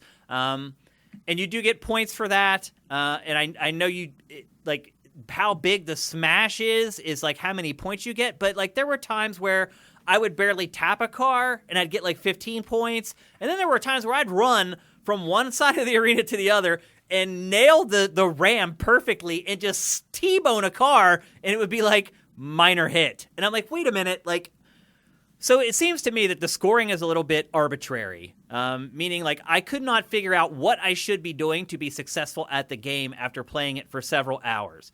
It seems like a real big problem for a multiplayer game. Yeah, it is a problem. The other thing I couldn't figure out is like where the cars spawn. That's a big part of it because some cars are way more effective than others. Some cars are like tanks and take a lot before they get destroyed. And then you can get a hatchback that like only takes literally like 2 hits before it's done. And the speed increase is not enough to rationalize it. So everybody races for the trucks. And there is a mechanic built into it. Like when the game starts, you start at like a starting line and you run. And you jump off this huge platform and it's a dash to get to the cars. And so everybody runs for the trucks because they're far more durable. And so it becomes this thing of, well, you get a little car, but you don't want to use it that long because you need to get one of the bigger ones because you're going to get destroyed. The other thing, too, is that any collision that you have in this game gives you damage. So if you accidentally sideswipe a wall, like I one time barely hit a wall with my left rear quarter panel of my car, and I went from perfectly healthy car to smoking and dead in that one hit. So I don't know if there's a problem with like the hit detection, or like there's something with the physics engine where the game thinks that things are either harder or lighter than they really appear to be when you're playing the game. But it was very frustrating to me, and I think that contributed to me not being able to figure out how to get good at the game and how to win at the game. And look, because there is like a big race to get to the cars, there's a mechanic built into it. Even when a car is driving by, you can jump on the roof, and it begins this like button mashing mini game where it like the button changes from square to triangle, and you're jamming square and triangle, hoping you're doing it faster than the guy who's driving the car. And if you do that, you can take over the car. The reverse is true if you're driving the car and someone tries to take you over. You need to fight them off. I also found that if they're on the hood of your car or on the roof of your car, you can hit a wall and that will make them fly off. And that was very rewarding, I would add. But I guess basically after spending several hours with this game, it just seemed like it was all luck. Like just hitting another car in this game is really hard. In fact, if they're not like already hit or sitting still because they hit a wall or something, it can be almost impossible. The cars move so fast. There's so many other cars. I mean, the main mode is called Mayhem, and that is absolutely appropriately named. Because it's just completely bonkers. There's just cars going everywhere, and actually landing a blow on one while they're moving, I found it to be nearly impossible. People watching the B-roll right now, you can see that the on-foot stuff does have some platforming. When the game starts, there are cars on the ground. Once the match begins and it's already happening, though, you generally have to platform up to the platforms to get to the cars, and that can be kind of fun because sometimes you'll be next to somebody else, and it's almost like this little competitive platforming game to see who can get there first. And if you get there first, you jump in, then they jump on top, and you go through the little mini game. But my biggest struggle with enjoying it was it just seemed so random, and the other part of it too was that I didn't really see any advantage to leveling up. Like, I think I got to, like, level 5 or something before I quit. And all I ever got was, like, 2 avatars and 2 banners to go behind, like, my avatar.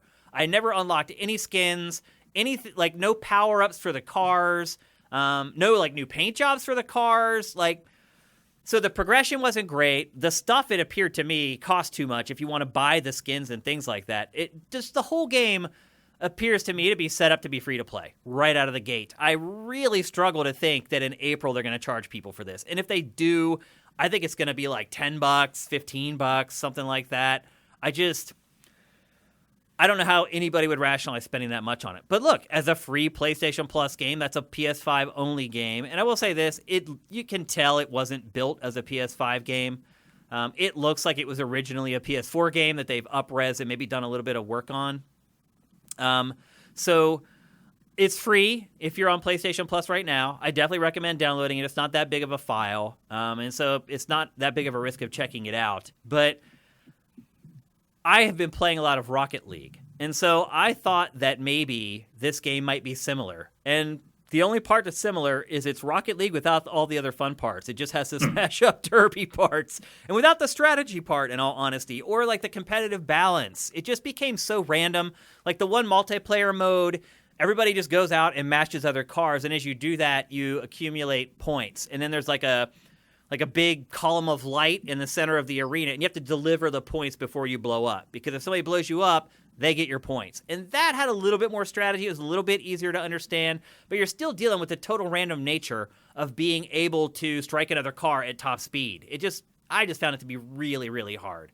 Even harder than Rocket League. And it's hard to do it in Rocket League too. So, Destruction, AllStars. I was surprised how many characters were in it. I'll say that much. Like, they have done a pretty good job of having a lot of content at the game's launch. There's a lot of maps, too. Although I would also argue that the maps are kind of hard to tell the difference between. They all kind of look the same. It is technically supposed to be a sport, so I don't know if they're trying to create kind of the quote-unquote even playing field element for this. But it just felt really random. There is fun to be had. There is a lot of mayhem. The vehicle damage is pretty good. Vehicle damage does affect the performance of your car as well. And I even had a car one time that was riding on a rim.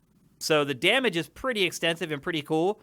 But ultimately, I just didn't feel like there was a competitive balance there. I don't think I'm going to give up on it right away. I think I will spend a little more time with it and give it maybe another chance. But I had to get this under the gun before the show today, so I just had to go full bore and sacrifice some sleep last night to give it a go. Do you have any questions about it, Matt?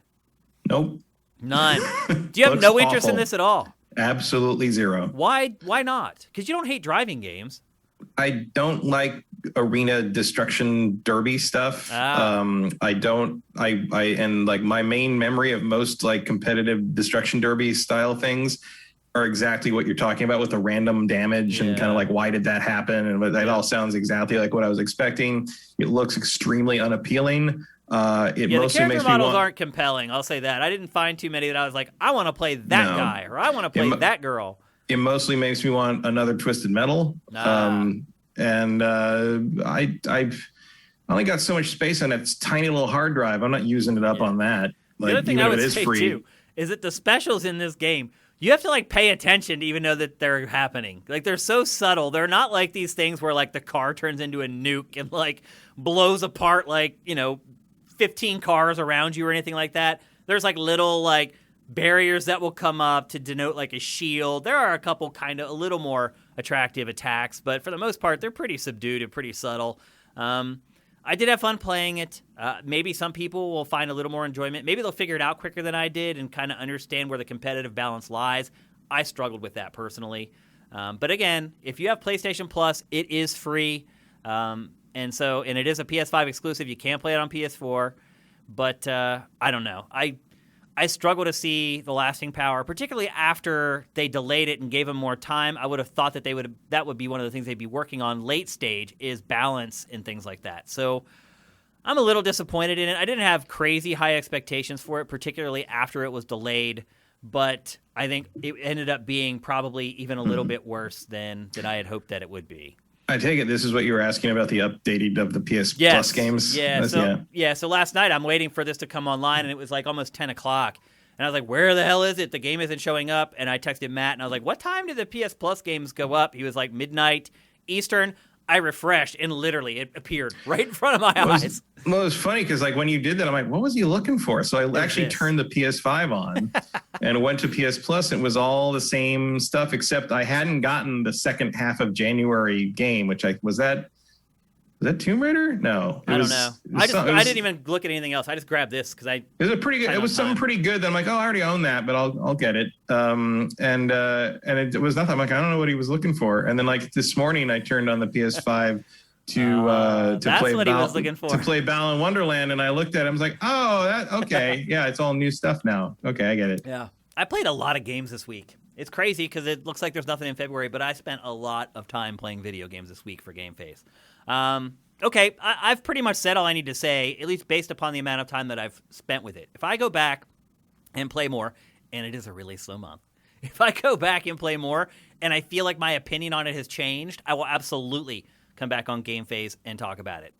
Especially if I'm playing a game and I didn't like it at first and I end up liking it later, I will always make sure to come back and talk about the fact that I actually did end up liking it, because I feel like at that point I owe personal responsibility to the developers to make sure that I provide an accurate representation of their products. So if I do play more and I end up liking it more than I did at first blush, we'll be back next week to talk about it. But for now, it's time to move on. And we're going to talk about what I thought was going to be the last topic in GameFace 245 until this morning.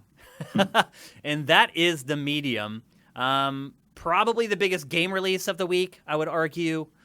The game is made by Bloober Team. It is not what I expected it to be at first. I really thought the game was going to be a lot more action-oriented than it ended up being. I thought it was like a survival horror game, which it still kind of is, but it's really... Somewhat. It's more of an adventure game. Yeah, it's a horror adventure, basically. Which is what Bloober Team has made. Yeah. But I think if I remember correctly, when I've talked about it in the past, I was like, oh, I'm glad to see Bloober Team like breaking out a little bit and getting a little more action into its games. As it turns out, this is a lot like Bloober Team's other games. Very atmospheric, but mostly puzzle-driven, item puzzle-driven. Yeah, not a lot of twitch in it. No.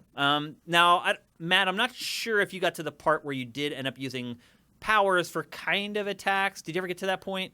I mean, I had the things where you shoot the lightning out to defend yourself, and like you use the shield to get through things and stuff. Like there's like a rudimentary threat combat fail and you die thing going on. But yeah, I got to that stuff. Yeah, so you basically have two supernatural powers. One's a shield, and one is like a psychic blast. But you hardly ever use it. Like the psychic blast, you hardly ever use at all, other than so I've used the psychic blast to power things switches. Way more than fight things. Yeah.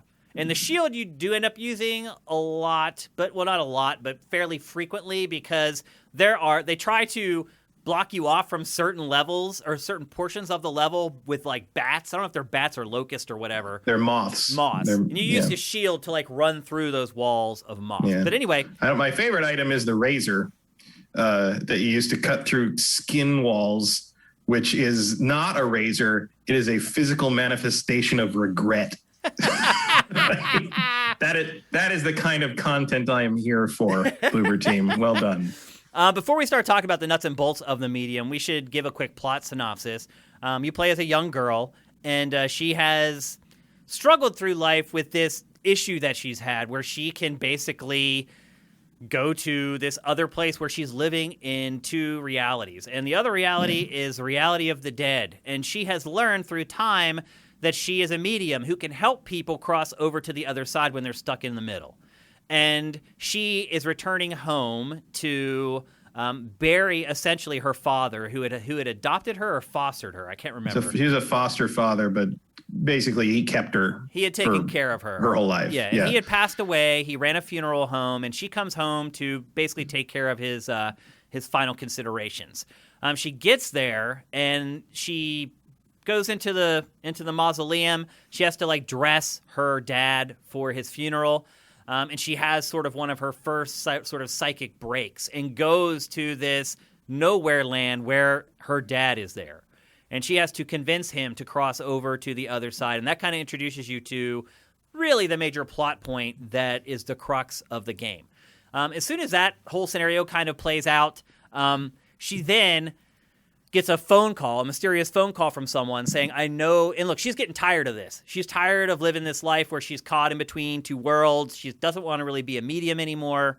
And a guy calls her and is like, I know what you are, and I know how to help you. Come here to this resort. Because she has a recurring dream about a girl being killed, and the girl has a cut on her cheek that mirrors her scar on her cheek.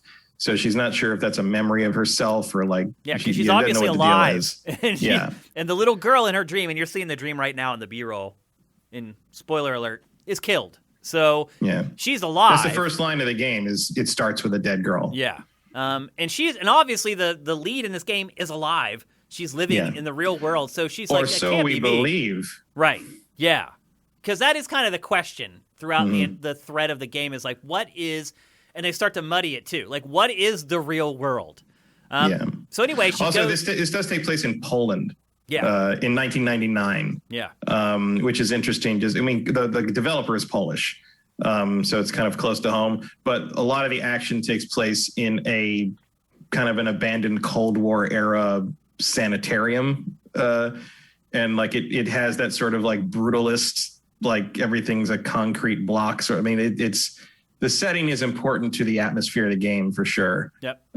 Which was and also the recreation of Krakow is gorgeous. Yeah. They did a really good job. I mean, obviously they live there, but it looked really nice. It doesn't look like other game. It feels unique. I thought it was nice to not be set in, New York or something like everything else. So she goes to the resort. She breaks into the resort. She gets into the foyer, and she meets a dead little girl with a missing arm, which is truly grotesque. It's very hard to look at. All the dead people are kind of like, it's like weird. It's not gory, but it's also like gory. It's like, and like, instead of like blood and guts, it's like everything sort of has become fungus almost. Like it's an interesting aesthetic. Head. Yeah. And there's one scene where she hugs him, and the wound is like right up against her face. I think that's like a representation of like what killed him. I think it was like cancer or whatever, brain cancer or something. Yeah, and then the little girl's missing an arm, but it arm, like her other arm is like hanging by threads, and so all the dead people have like masks. Yes, on like marble masks, and in some cases, the dead people need to get their masks back so that they can get to the other side. And a lot of them don't seem to know they're dead. Right. And the mission objectives, a lot of them, the end result is getting a mask and then taking that mask back to this lost soul so they can cross over. It's a really different take on Spiritfarer. That's for sure. And so once you get into the resort, it definitely turns into like more survival horror-ish without the guns. But the game uses fixed camera angles throughout. That took me some getting used to, Matt. There's lots of door lights, like they'll give you like a shot of a long hallway, and you have to just go into one of like the 12 doors that are on the one side of the hall, and you're trying to get her to like get into that little cubby so she can walk in the door.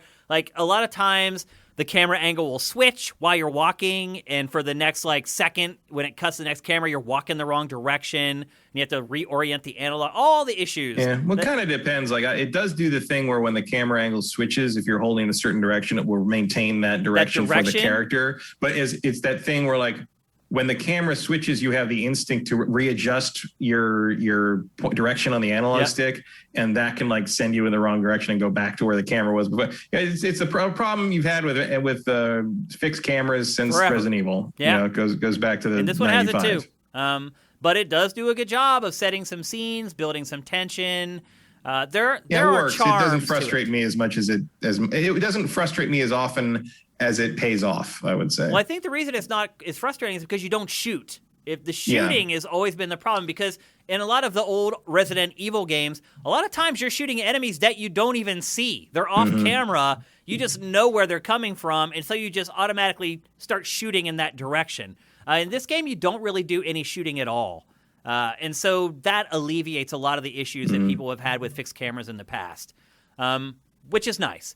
So the fixed cameras in this aren't as big a deal as they have been in other games. Don't let them scare you off from this one. Yeah, it's not an action-oriented game, really, outside of a couple of timed stuff. Yeah.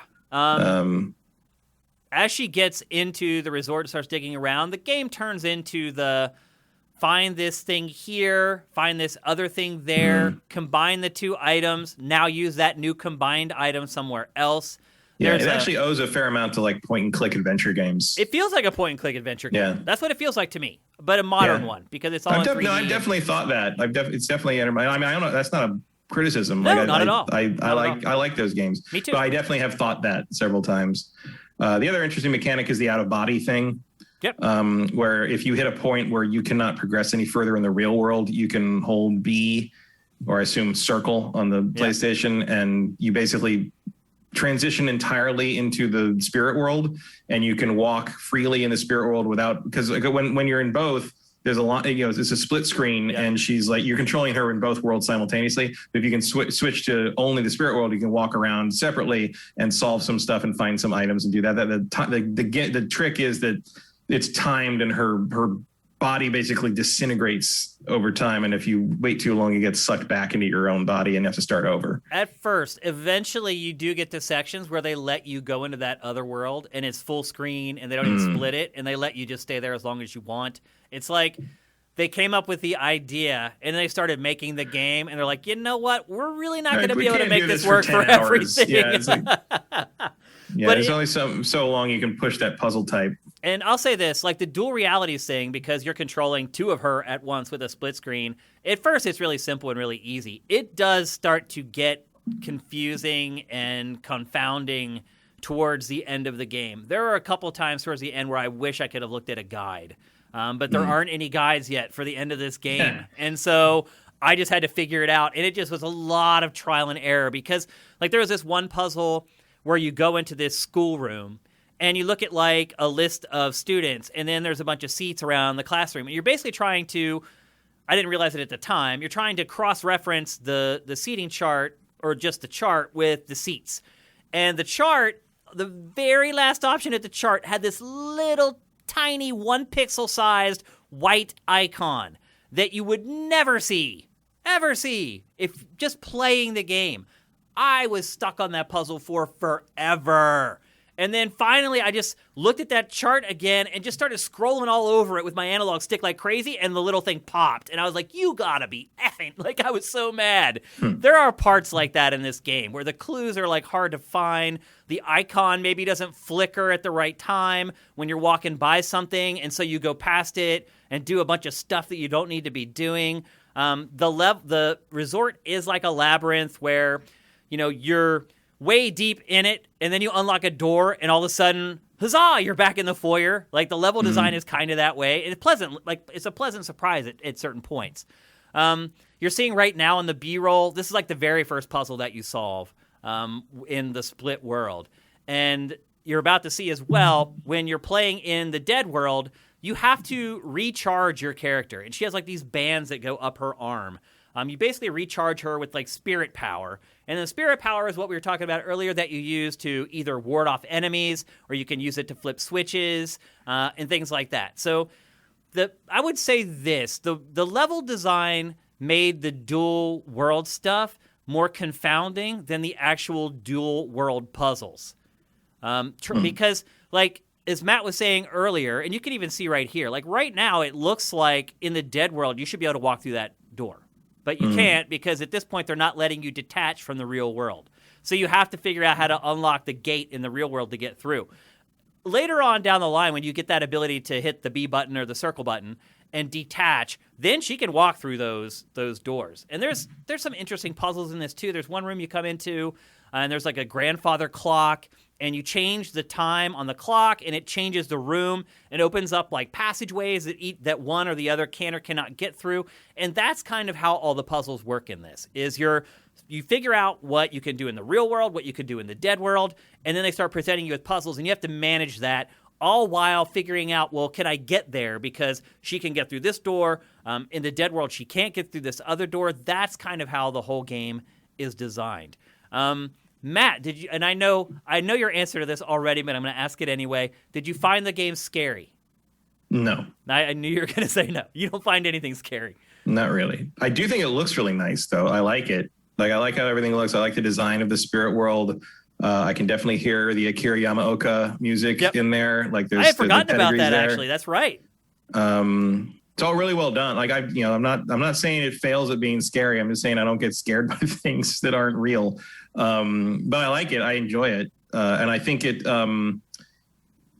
captures, like, the thing I like about the scary things I like are about terror and dread. Yep. And this one does a pretty good job. Yes. Medium does a pretty good job of doing that. It doesn't go for a lot of cheap jump There's scares no jump here scares. and there. None. But it There's does. Really none. There's a couple I've seen, but it's not common. It's not at standard mode. Its standard mode is something's wrong. Yeah. And I was uneasy playing this whole game. Like, the little girl that you meet at the beginning, she isn't just like a bit character. She's not like, hey, welcome to the resort, and runs off. She's a thread through pretty much the whole game. And she's not scary. She isn't trying to be scary or creepy. She's just a normal little girl, but there's something very off about her. Yes, it's very unnerving. It's really well done. Yeah, I felt on the edge of my seat playing this game. It wasn't scary. Like, my heart wasn't like beating through my chest. Like even the jump scares are really subdued. There is a Mr. X kind of element to this from Resident Evil, where there's a creature that's kind of all around the resort that you end up bumping into over and over and over again. And that also debuts stealth elements into the game, which was one thing I was really surprised to see. And there's a mechanic where you can hold your breath, and you can't really see the monster. And at first, you think the monster is trapped in the dead world. So you have this sense of security when you're back in the real world. You're like, okay, you can't get to me now. I can run around freely. I don't have to worry about holding my breath. I don't have to like sneak around and be quiet anymore. And then something happens and that all changes. And suddenly you're on edge all the time. It's something that you have to deal with all the time. And again, he's invisible. So a lot of it is like listening to his sounds. And some of the stuff that he says is just, wow. Like, it is an unnerving game. And Bloober Team is very good at this. That is what they're really champions of, as far as the indie space is concerned, is just creating this unnerving feeling that you have while you're playing their games. Like where like everything isn't as it seems. I always seem to have that thought in the back of my head while I'm playing Bloober Team games. And this game, absolutely. I mean, there are so many supernatural elements in this game that I don't know how anybody could just sit and play it and not be like, what the F is going on? I thought the writing is really good in this. I think the voice acting is really good in this. I do think it looks good artistically. Technically, it's not really quite up to scratch. I don't think it is. You can tell it's Bloober Team's engine that they've been using for a long time, and it's not terrible. But you don't get a lot of like the whiz-bang crazy effects that we're all starting to kind of get used to now with the PS5 and Xbox Series X. And actually, someone in chat said that this is not available for PS5. It's only on Xbox. And then the other thing, too, is that this is also on Game Pass. Yeah. So go spend that $1. You can play this. You can play Cyber Shadow all this weekend, this coming weekend, or this week if you want There's a Stephen King quote I like where he talks about the three kinds of terror or horror, where it's like gross out, which is gory stuff, and horror, which is unnatural stuff like giant monsters and zombies and stuff, and terror, which is when you come home and notice everything you own has been taken away and replaced by an exact substitute. Yeah. And this game, while it does have its fair amount of unnatural monsters, it does a really good job of doing the terror thing. Yeah, absolutely. The dread is well done. Yeah, I mean, but I cared about the main protagonist. Yeah, she's good. They do a good job of making you care because you can see, the death of her foster parent really broke her up, and like they do a good job of building who she is before she ever gets to the resort and she starts interacting with some of the more crazy elements from the game. And you're seeing right now the little girl that we've been talking about throughout our discussion. Matt, the Metacritic for this is sitting around a 7.1. How do you feel about that? I don't know if I'd rate it that low so far. Obviously, I'm not that far into it. I'm only a couple hours in. But like, it doesn't surprise me it got that, I guess would be the way I'd say it. Like, that's about what I think this would review as, although my personal review might be a little higher at this point. Yeah, I finished the game, and I do think that score is a little low. But at the same time, I personally struggle to give games like this scores much higher than that unless they're just like transcendent, like God tier. I think generally for a good point-and-click adventure game in 2021, a 7's probably about right. But like just as that's true. But also like a horror game that actually holds my attention is extremely rare. That's a good point, man. That is a good point. Usually by now you wouldn't have made it that far. You'd already sent it on down the river. So that's the medium. I enjoyed it, and I basically power played it from beginning to end. My wife hated it. How long was it? It took me about 7-8 hours to finish, something like that. It's about right for that kind of game. It's about how long you can play that. Yeah, and look, I'll say this. There's really no replay value for this. It is like it's one of those games where once you figure out the location of everything, once you figure out what items you need to use on what puzzle elements, you've got it figured out, and nothing's going to change it going after that. So unless you want to go back and do a collectible run, basically. Yeah, I mean, honestly, I would probably be okay if I had to pay money for this and it wasn't on Game Pass. Probably $20-$25. I think I would be cool paying for it. I would definitely wouldn't pay more than $25 for it. It's just not long enough, and there's no incentive to play it again after you're done. But it is an affecting, moving experience that left a mark on me. I found myself thinking about this game after I finished playing it, and as you guys know, that doesn't happen very often with me, and when it does, it definitely rings a bell for me. So I liked it. I liked it a lot. I basically plowed through I like it so far. I'll keep playing it. The one thing I do, I was a little disappointed when I realized it's all going to take place in that resort sanitarium place. Yeah. Because there was a part of me that was kind of hoping it was going to be her helping various people move to the other side. Like that's a pretty compelling idea. Well, she does already. do that. I mean, I'm sure, but like I was more thinking like around town, not kind of trapped in a singular place. Yeah, she comes across a lot of lost souls throughout the course of the game that they're like, help me, and then you have to go find the mask, bring the mask back, they put it on, and they're like, thank you, and they go off. Well, clearly it was not a tremendously successful vacation destination. Like it was There's some bad things happen there. Yeah, and that's a big part of kind of unraveling the mystery as you go. And look, I did not guess pretty much anything in this game, and that's also something that doesn't happen a lot in games. So if you like good adventure games, if you like unnerving horror, more like psychological horror than like gross jump scare horror, if you like good stories that are well written, well voiced, I say go for it. And if you have Game Pass, it's a no-brainer. Download it right now. Start playing it. Again, it's only about 7 or 8 hours long. It's not a huge commitment. Perfect for Game Pass. It's like, that's a ringer on Game Pass, man. That's exactly what you want from that service. So something that's really good, that's really short, that you would never pay full price for. That's exactly what makes you glad you have that subscription. Yep, absolutely. I will say this. I do regret having it now as one of my alternates for the fantasy draft. Oh, yeah, you did pick that. Yep. I mean, look, it's going to end up at like a 7, which isn't god-awful, but I really thought it would score higher because I thought it was more action-oriented than it is. Like, there's a stealth. There are a couple chase scenes that are a little action-y, but for the most part, it's all just item use and finding an item and figuring out where to use it and taking it there, and then a new door opens and off you go. It is definitely going to end up in your lineup, so... Probably so, which means I have a 7. Yep. That is not a good start, Kyle.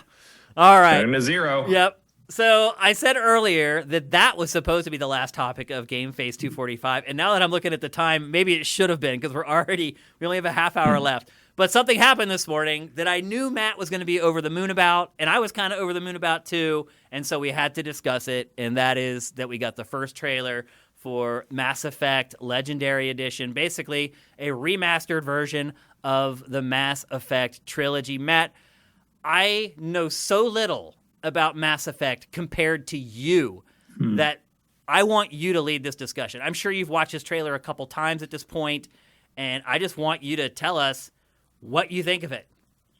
I mean, it looks really good. The trailer is not as illuminating as the articles that came out. Yep. Oh, the IGN, Kat Dennings did a good article on it, and Washington Post reported on it, of all things. Fox News? I didn't see Fox News. Because there's no nudity in it? They take the nudity out? They'll be shocked as normal, I'm sure. Well, they find out that Caden turns out to be gay. Did you see that they changed Mass Effect 2 because of the uproar over the Fox News stuff? Oh, yeah, the Jack thing. Yeah, that was obvious at the time because she has clear dialogue that indicates she's bisexual, and then or pan, whatever it is, and then you can't romance her as a female shepherd, which is crazy. That seems real Fox obvious News. to me. Good work, Fox. It would be nice if they'd see some of that stuff restored, but I don't know if we're going to get that. The important part is, that's also important, but the important part that actually happened is they are, in fact, greatly redoing Mass Effect 1. They are? Because it doesn't look like it in this trailer. Oh, no, they redid it completely. Really? Because my one takeaway from this was like they didn't do enough on the first game. No, they completely they backported all the stuff from 3, as a matter of fact. Wow. Like you're looking at Mass Effect 3 assets put back into Mass Effect 1. Nothing like getting good news in the middle of a GameFace recording. They are redoing. They brought in. Read the Washington Post article. They brought in modders of the series and big fans and cosplayers to advise on all the changes to the first one. They have backported the Mass Effect 3 design for FemShep to 1 and 2. So your default FemShep will look like the box cover of Mass Effect 3 FemShep. They have redone the inventory in 1. They have redone a lot of the animation stuff. They've redone like kind of collision stuff and how basically the Mass Effect 1 is going to play much better and closer to the other games now. Thank God. I mean, we've been talking about that for the last 3 months. Like that. Yeah, they are still going to use. They're still using Unreal Engine 3. Because basically a lot of the tools that they use to make a lot of the stuff happen, even in the cutscenes with Mass Effect, do not exist in Unreal 4. So if they put it in Unreal 4, they would have had to redo everything almost frame by frame in places, and it would not have felt like the same game. Yeah. So they kept it Unreal 3, but they basically backported a lot of the stuff that they'd learned and innovated on for Mass Effect 1. And so they brought Mass Effect. It's not going to be perfect, but it's going to feel more. It's not going to feel as different from the other two. It's going to feel better, they say. Good. It comes with all DLC except 1. It does not come with Pinnacle Station. which was the other Why? DLC for Mass Effect 1. And apparently, I don't know the exact reason for that, but first off, I had to look up what that was because I forgot what Pinnacle Station was. It's just an arena battle that was like a freebie DLC thing. And I believe it never was on PlayStation. Huh. Like the PlayStation version didn't have it. And I think that might be what happened there. Huh. Is they didn't want to have to make it for PlayStation for this release. But yeah, Pinnacle Station is not much of a loss. It was just like a combat training thing. You never know. I would never have noticed it wasn't there if someone hadn't told me, basically. But overall, yeah, it's a big overhaul. They're redoing a bunch of stuff, like redoing checkpointing and auto saving, so you don't like lose as much progress if you get killed. They're redoing the Benicia boss fight, so you're not going to fall through the stairs and die that way, which happened all the time on that fight. They are tweaking the hell out of Mass Effect 1. Wow. So it's not going to be like a total remake or anything, but it is going to be significantly improved. They're doing work. So they definitely did work on Mass Effect 1. Go look at the Washington Post article on it. It's very, very clear about it. And the IGN article as well. And the IGN article talks about some of the updates on the character models and stuff. Although it does say, the IGN article says that the characters in Mass Effect 1 they had glassy eyes that made them look like aliens. And I'm like, that's a weird thing to say in relation to this game, considering how many of the characters are aliens. But okay. That is funny. But yeah, so it is pretty much the best I was hoping for. Was they are revamping Mass Effect 1 as best they can and delivering us kind of the definitive edition of these games. There is a collector's edition available through BioWare's BioWare Gears site, which I actually ordered. It comes with a life-size Shepherd helmet, which will definitely not fit over my giant head, but I'm still getting it. Some art stuff. And, of course, does not come with the game because that's how we roll now. It keeps the price down, and the idea is that you get the freedom of deciding whether you want digital or physical, because people who like digital were complaining they're being forced to buy a physical version of the game and spending more money. Yep. So that's why they do that. But I still think it's weird. Weird. If I'm buying something that comes with a fucking helmet, I probably want a physical copy of the game. Yeah, I would think. Yeah, I think you've laid your plans down. You've laid your cards down at that point. For sure. Yeah, I think so. But very good news, very exciting. Comes out May 14th. A little later than I was hoping. But are you surprised whatever, it's PC, PS4, and Xbox One instead of next gen?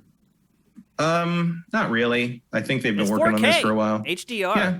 I mean, it'll still run on the new system, so I'm fine with that. It doesn't need to support like ray tracing or anything. Well, the one thing I would say is maybe the visuals don't look quite as good as I had anticipated. But now that I realize that it's PS4 and Xbox One, yeah, I mean, there's only so much you're gonna be able to do. Yeah. And you don't want to cut out those install bases from being able to buy this thing because that's where your money is. Yep. Did they say how much this is going to cost, Matt? I mean, the version I pre-ordered was $60. Oh, wow. That's a great deal. A lot of people are going to be like, this is the best deal I ever got buying video game. People who have never played any of these games. I mean, that is a hell of a deal. Are you kidding me? Yeah, all three of them and all the DLC. I mean, look, if you've That's never played 300 this game, hours of gameplay, probably, maybe more. The speed run record is 46. Right, that's what for I'm all saying. Three. That's what I'm crazy. saying. So, man, the fastest I've ever done Mass Effect 1 was 26 hours. Yeah, it's going to be one of the best values in gaming this year, guaranteed. Well, it's great. It's my favorite thing of last gen. Yeah, I mean if you have not played these games, just go pre-order it now. You will not hate us when you get it. You will not regret it, guaranteed. Especially with the updates, because like the big obstacle to playing the trilogy now is getting through how primitive Mass Effect 1 feels. And if you can get that out of the way, Mass Effect 1 actually has the strongest villain.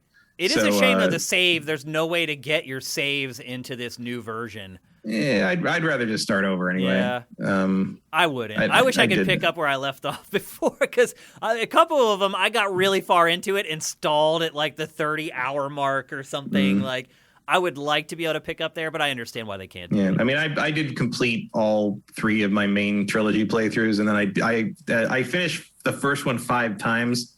Because I was getting all the stupid ally achievements, where you had to basically stick with the same 2 characters the whole game. Yep. And that was fun. Yeah. I'm curious what they'll do to improve the Mako stuff. Yeah, because I didn't mind that. I enjoyed the exploration of the Mako stuff, but the controls on the Mako were garbage, questionable. I would say garbage. Although not bad for 9 months. That's true. Because that was a late edition. They made all the planetary exploration stuff in 9 months after one of the doctors shot his mouth off at GDC about how you're going to be able to explore the planets freely. And he went back and he's like, okay, I said you're going to be able to do that, so we got to do that now. Like, what? Like, we hate you. Damn it. But overall, based upon what your expectations were before you got to look at it, are you pleasantly surprised? Is it better than you thought it was going to be? Yeah, I mean, it's the best case scenario that I was, it was the best case scenario I was hoping for. I didn't, it's EA, so I didn't really think I was going to get the best case scenario, but we did for once. So yeah, like that's between that and Squadrons, that's twice you've pleasantly surprised me in a year, EA. What are you doing? Who are you? Matt, you may be forced to actually admit that you like EA if they keep this up. Oh, I like a lot of EA stuff when they do it right, but they just haven't done that recently. Yeah. Well, the other thing from EA today, NCAA football is coming back today. Yeah, I saw that. That's a big deal. That is cool. I mean, it's funny. I'm not going to play it, but it's cool. And also, it's cool that that it's true that MLB The Show is coming to multi-platform, Xbox and all that. God, that was weird big to see that fucking this logo. Week. Of course, we never talk about sports games here, except for Madden. But that was weird to see that logo on an Xbox case, wasn't it? Yeah, our sports coverage on GameFace is literally relegated to 10 minutes a year on Madden. That's it. Yep. That's pretty much, because as we start talking sports, you can watch the viewers on Twitch just start going down. Yep. But I'm also pleasantly surprised, especially now that I've talked to you and you have told me that they did more work on the first one than I thought. I really thought watching that trailer that there was, and I had to leave to come here and make sure the audio wasn't a complete disaster for this episode. Yeah, you're just seeing the ceiling of what you can do with Unreal 3, basically. Yeah. Yep. You can only polish that up so much. But it looks way better. It looks much better. They up-res everything. Use a lot of AI up-resing to boost things. Some textures like 16 times what they were. Yep. It's gonna look fine. It's gonna look like a more or less a modern game. Yep. So there you go. Mass Effect Legendary Edition. That's May 14th. May 14th. PC, PS4, Xbox One. Go pre-order it now. Get yourself a helmet. Knock yourself out. I'm pretty confident this is going to be a great package, and no one's going to regret plunking down the cash for it. Believe me, if I could have picked this one for the Fantasy League, I would have. Yeah. Unfortunately, remakes, remasters, all that stuff. Yeah, you can't pick something is already good. It's kind of cheating. Yep. All right, so it's time for Q&A, folks. I think some of you guys may have already got a couple questions into the chat because you guys know. You can tell by the tone of our voice when we're starting to wind things down. I got to put on my reading glasses so I can read all that stuff and all the Twitch Prime and all the other awesome stuff you guys have been doing during the show. I'm sorry I'm not as attentive to chat when I'm running the TriCaster as I normally am. I hope you guys understand. I'm literally doing a job that other people get paid a metric ton of money to do while I'm hosting a podcast. So I'm just doing the best that I can. Yep, and it cut off all the Twitch Prime stuff from early in the show. Sorry, guys. If you subscribe with Twitch Prime early, thank you. I really appreciate it.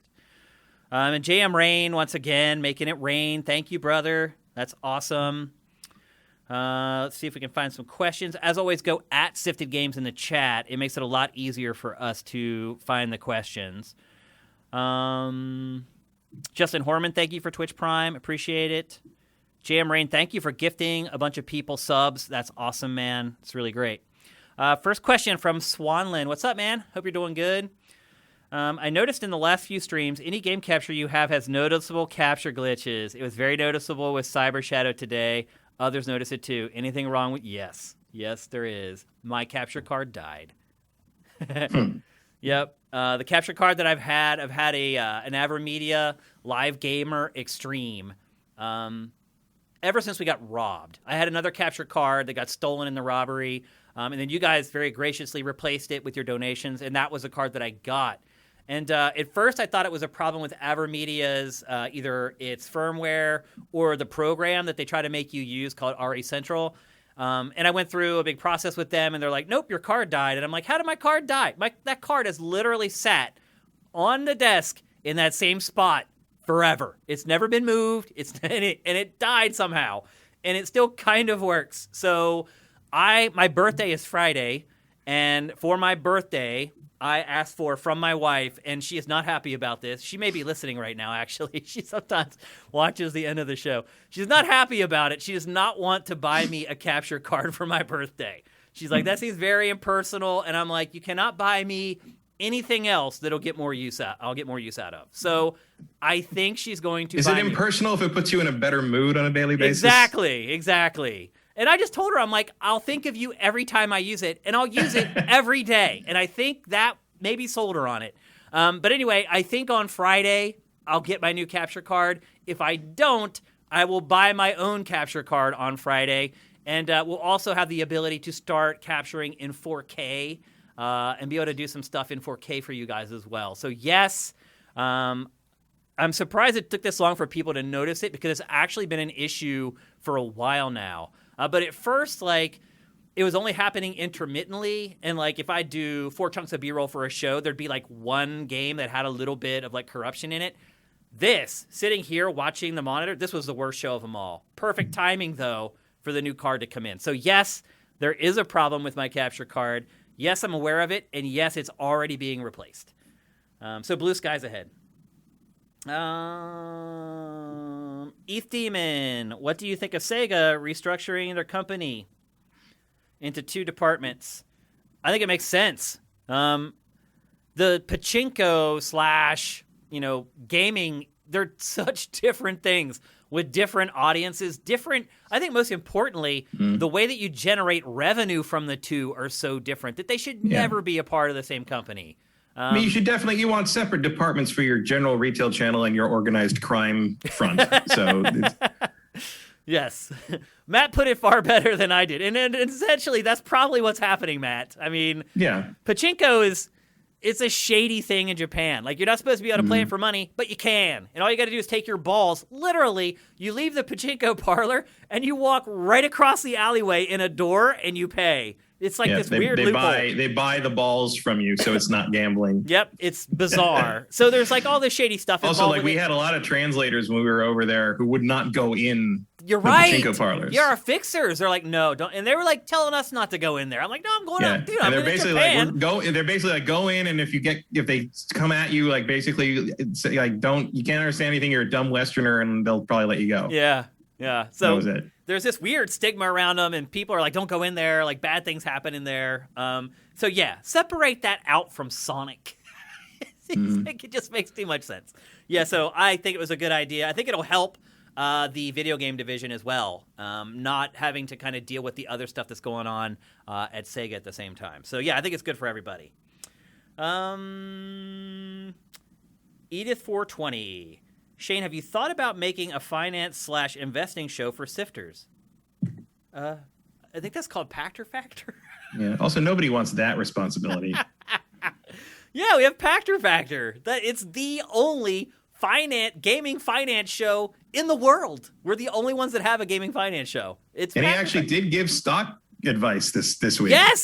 Yes. By the way, look, if some of you guys aren't patrons to Sifted and you just watch, GameFace for free on Twitch, and you watch Pactor Factor with Twitch Prime, well, your Twitch Prime is paying off, bro, because this episode of Pactor Factor that just went up this morning, he gave stock advice. He never does that. And I don't know why he decided to do it. I don't even know why I included the question on the list of questions, because I know better.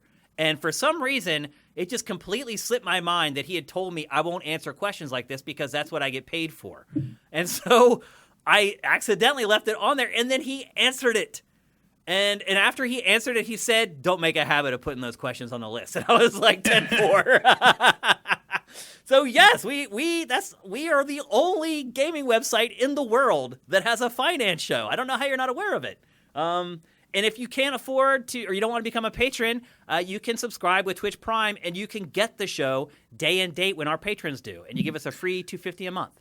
To be fair, I can see if you watch Pactor Factor, you might be under the impression that it's a bourbon show. Well, it hasn't been like that for a while because I put the kibosh on it. I got tired because it's like no more scotch. Well, it's like he would talk about the question and I'll say this: people complain that like we've broken up Pactor Factor so each question is its own episode, he is answering these questions go back and watch an old episode of Pactor Factor. He would answer some of those questions in like 45 seconds. So now that you're actually getting far more time of Pactor Factor than you got before, the way the new format is. But even so, he would talk about the question for 8 minutes, and then he'd talk about bourbon for like 25 minutes. And it's like, as somebody who has to edit the show, and back then we were actually paying someone to edit it when we could afford it. Now I have to edit every episode of Pactor Factor. And trying to find 20 minutes of B-roll to cover bourbon talk, good luck. It just ground me down. And so after a while, I'm like, we got to cool it on the bourbon talk. Like, let's do like a bourbon episode like one time a year or something like that. But anyway, as Matt was saying, he gave stock advice in today's episode. Listen, act accordingly. I do not condone it. I am not responsible if you lose your ass on anything he tells you.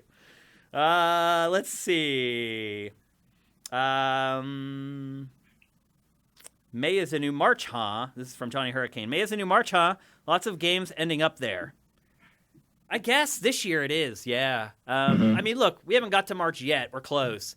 But you're right. I don't see like a game getting moved into that slot or anything. It does look like May is going to be like a really good month, kind of in the spring, early summerish period. Whereas usually, you're right, Johnny, it is March where we're getting a ton of good stuff. And it does make me sad because I rely on March to help us get through GameFace. So we'll see. But yeah, as of right now, it's looking like May is going to be a hot month for games.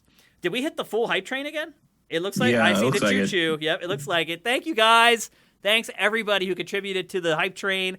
We're at a pace now where we do it almost every episode. It's amazing. I remember the first time it happened, I lost my shit.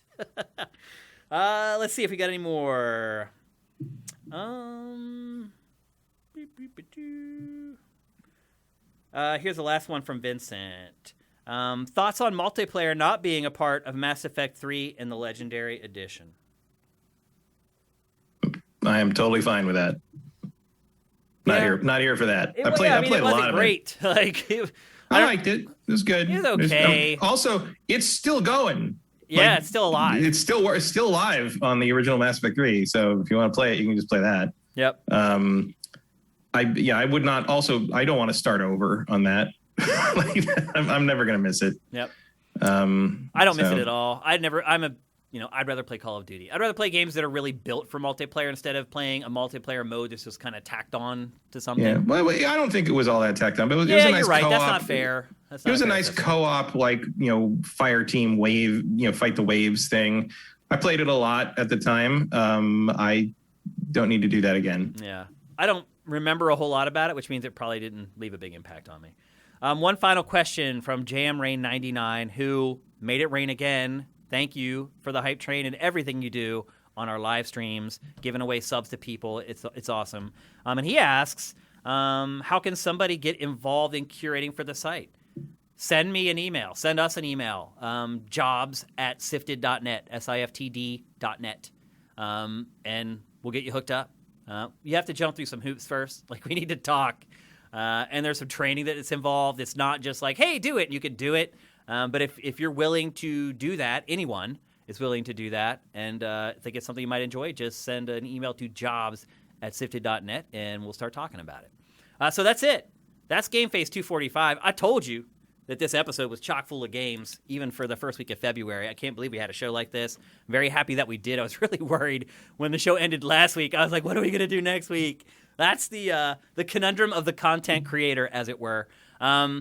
Let's see. Like I said, we have 3-night weekend launching on Friday morning. A reminder, it is audio only. It is podcast only. If you guys have not hooked up your Sifted Radio podcast feed, go hook it up.